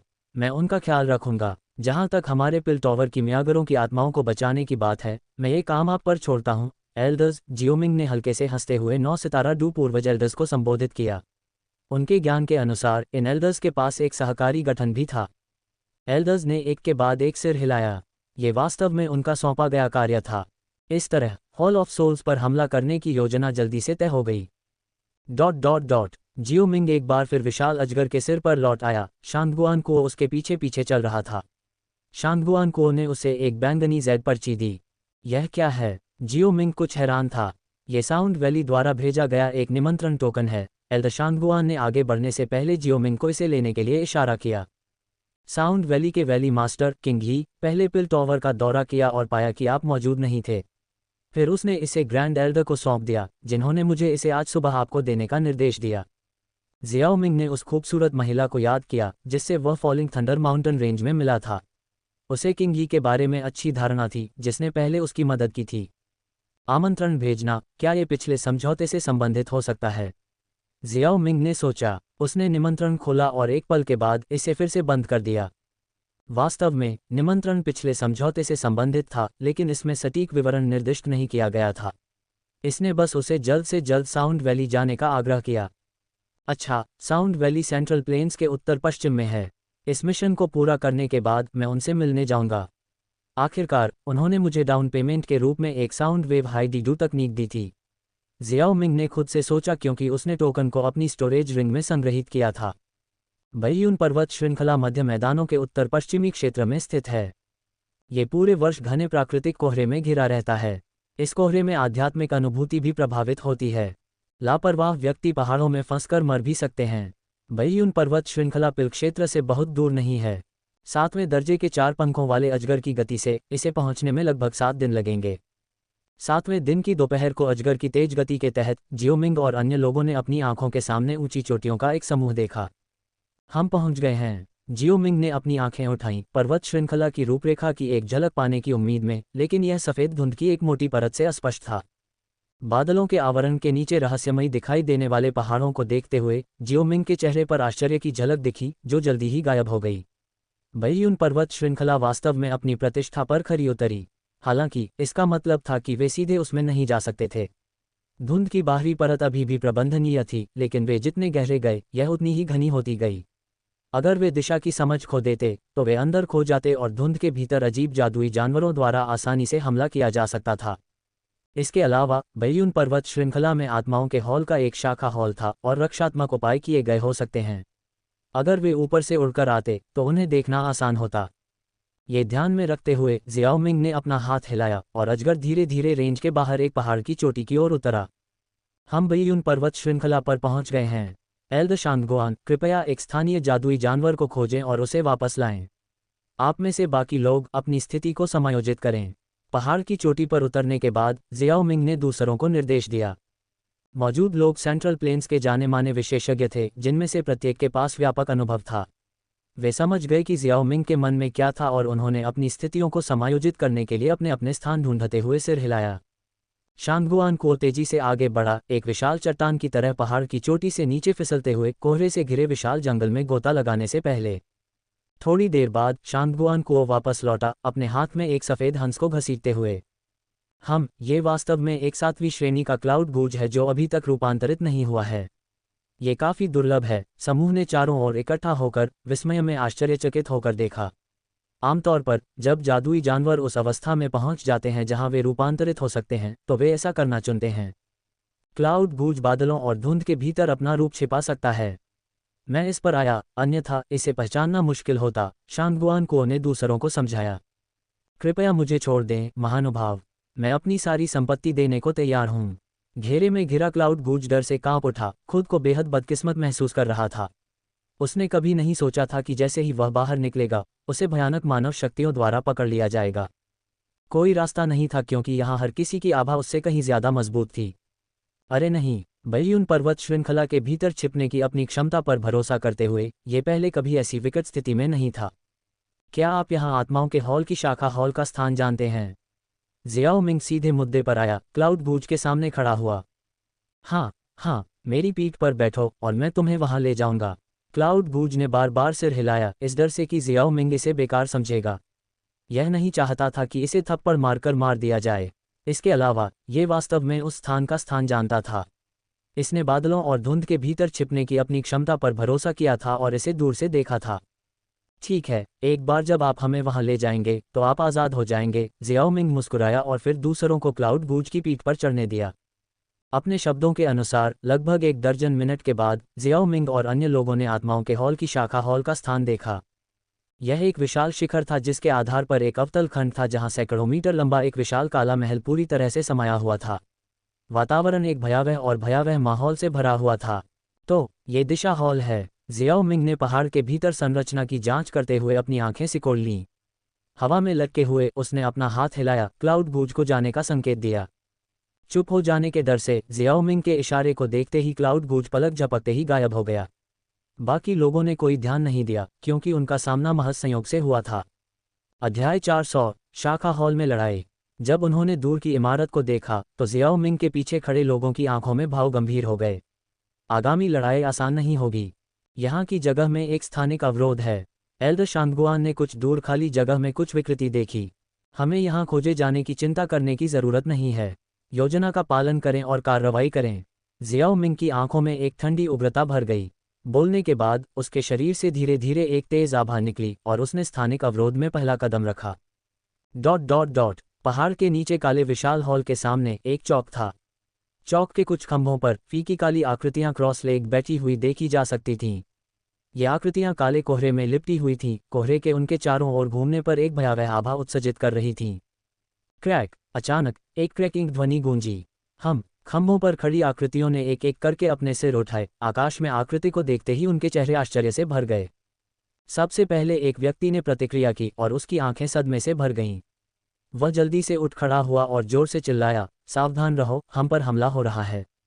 अलार्म बजाओ। एक छाया ने गहरी आवाज में बात की। उसके बाद उसके मुंह से एक तेज ध्वनि तरंग निकली, जो तेजी से उस विशाल हॉल में प्रवेश कर गई, जो एक आदिम जानवर जैसा दिख रहा था। हुश हुश हुश! जैसे ही चेतावनी की आवाज सुनाई दी, हॉल से कई काली आकृतियां बाहर निकल आईं। आकाश में आकृति को देखते ही उनके चेहरे बदल गए। हमारे आत्माओं के हॉल में घुसपैठ करने की हिम्मत कौन करता है? तुम! काले कपड़े पहने आकृतियों के बीच एक उच्च दर्जे का व्यक्ति आकाश में तैर रहा था। अपनी भौहें सिकोड़ते हुए वह आकृति पर सख्ती से चिल्ला रहा था।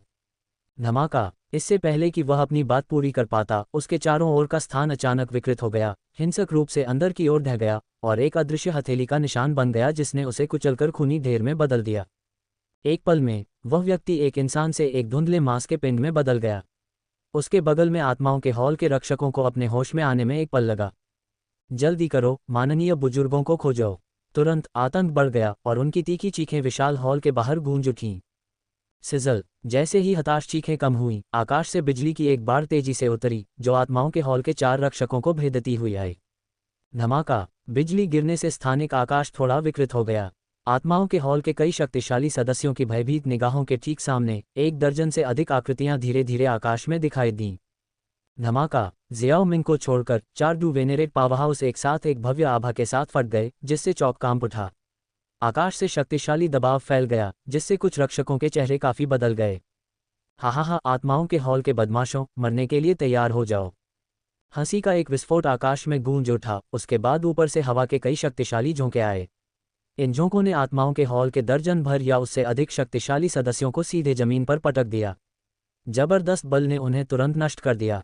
हा! मार डालो! भेड़ियों के झुंड में घुसने वाले भेड़ियों की तरह आकाश से आकृतियां उतरीं। यहाँ तक कि पहले के दबंग रक्षक भी इस क्रूर समूह का सामना करते हुए केवल घबराहट में पीछे हट सकते थे। उन्होंने कभी नहीं सोचा था कि कोई इतना दुस्साहसी होगा कि उनके अपने हॉल पर सक्रिय रूप से हमला करेगा। हमारे आत्माओं के हॉल में परेशानी पैदा करने की हिम्मत! तुम मौत चाहते हो? घाटी में गूंजती पीड़ा की निरंतर चीखों ने आखिरकार हॉल के भीतर माननीय बुजुर्गों का ध्यान आकर्षित किया।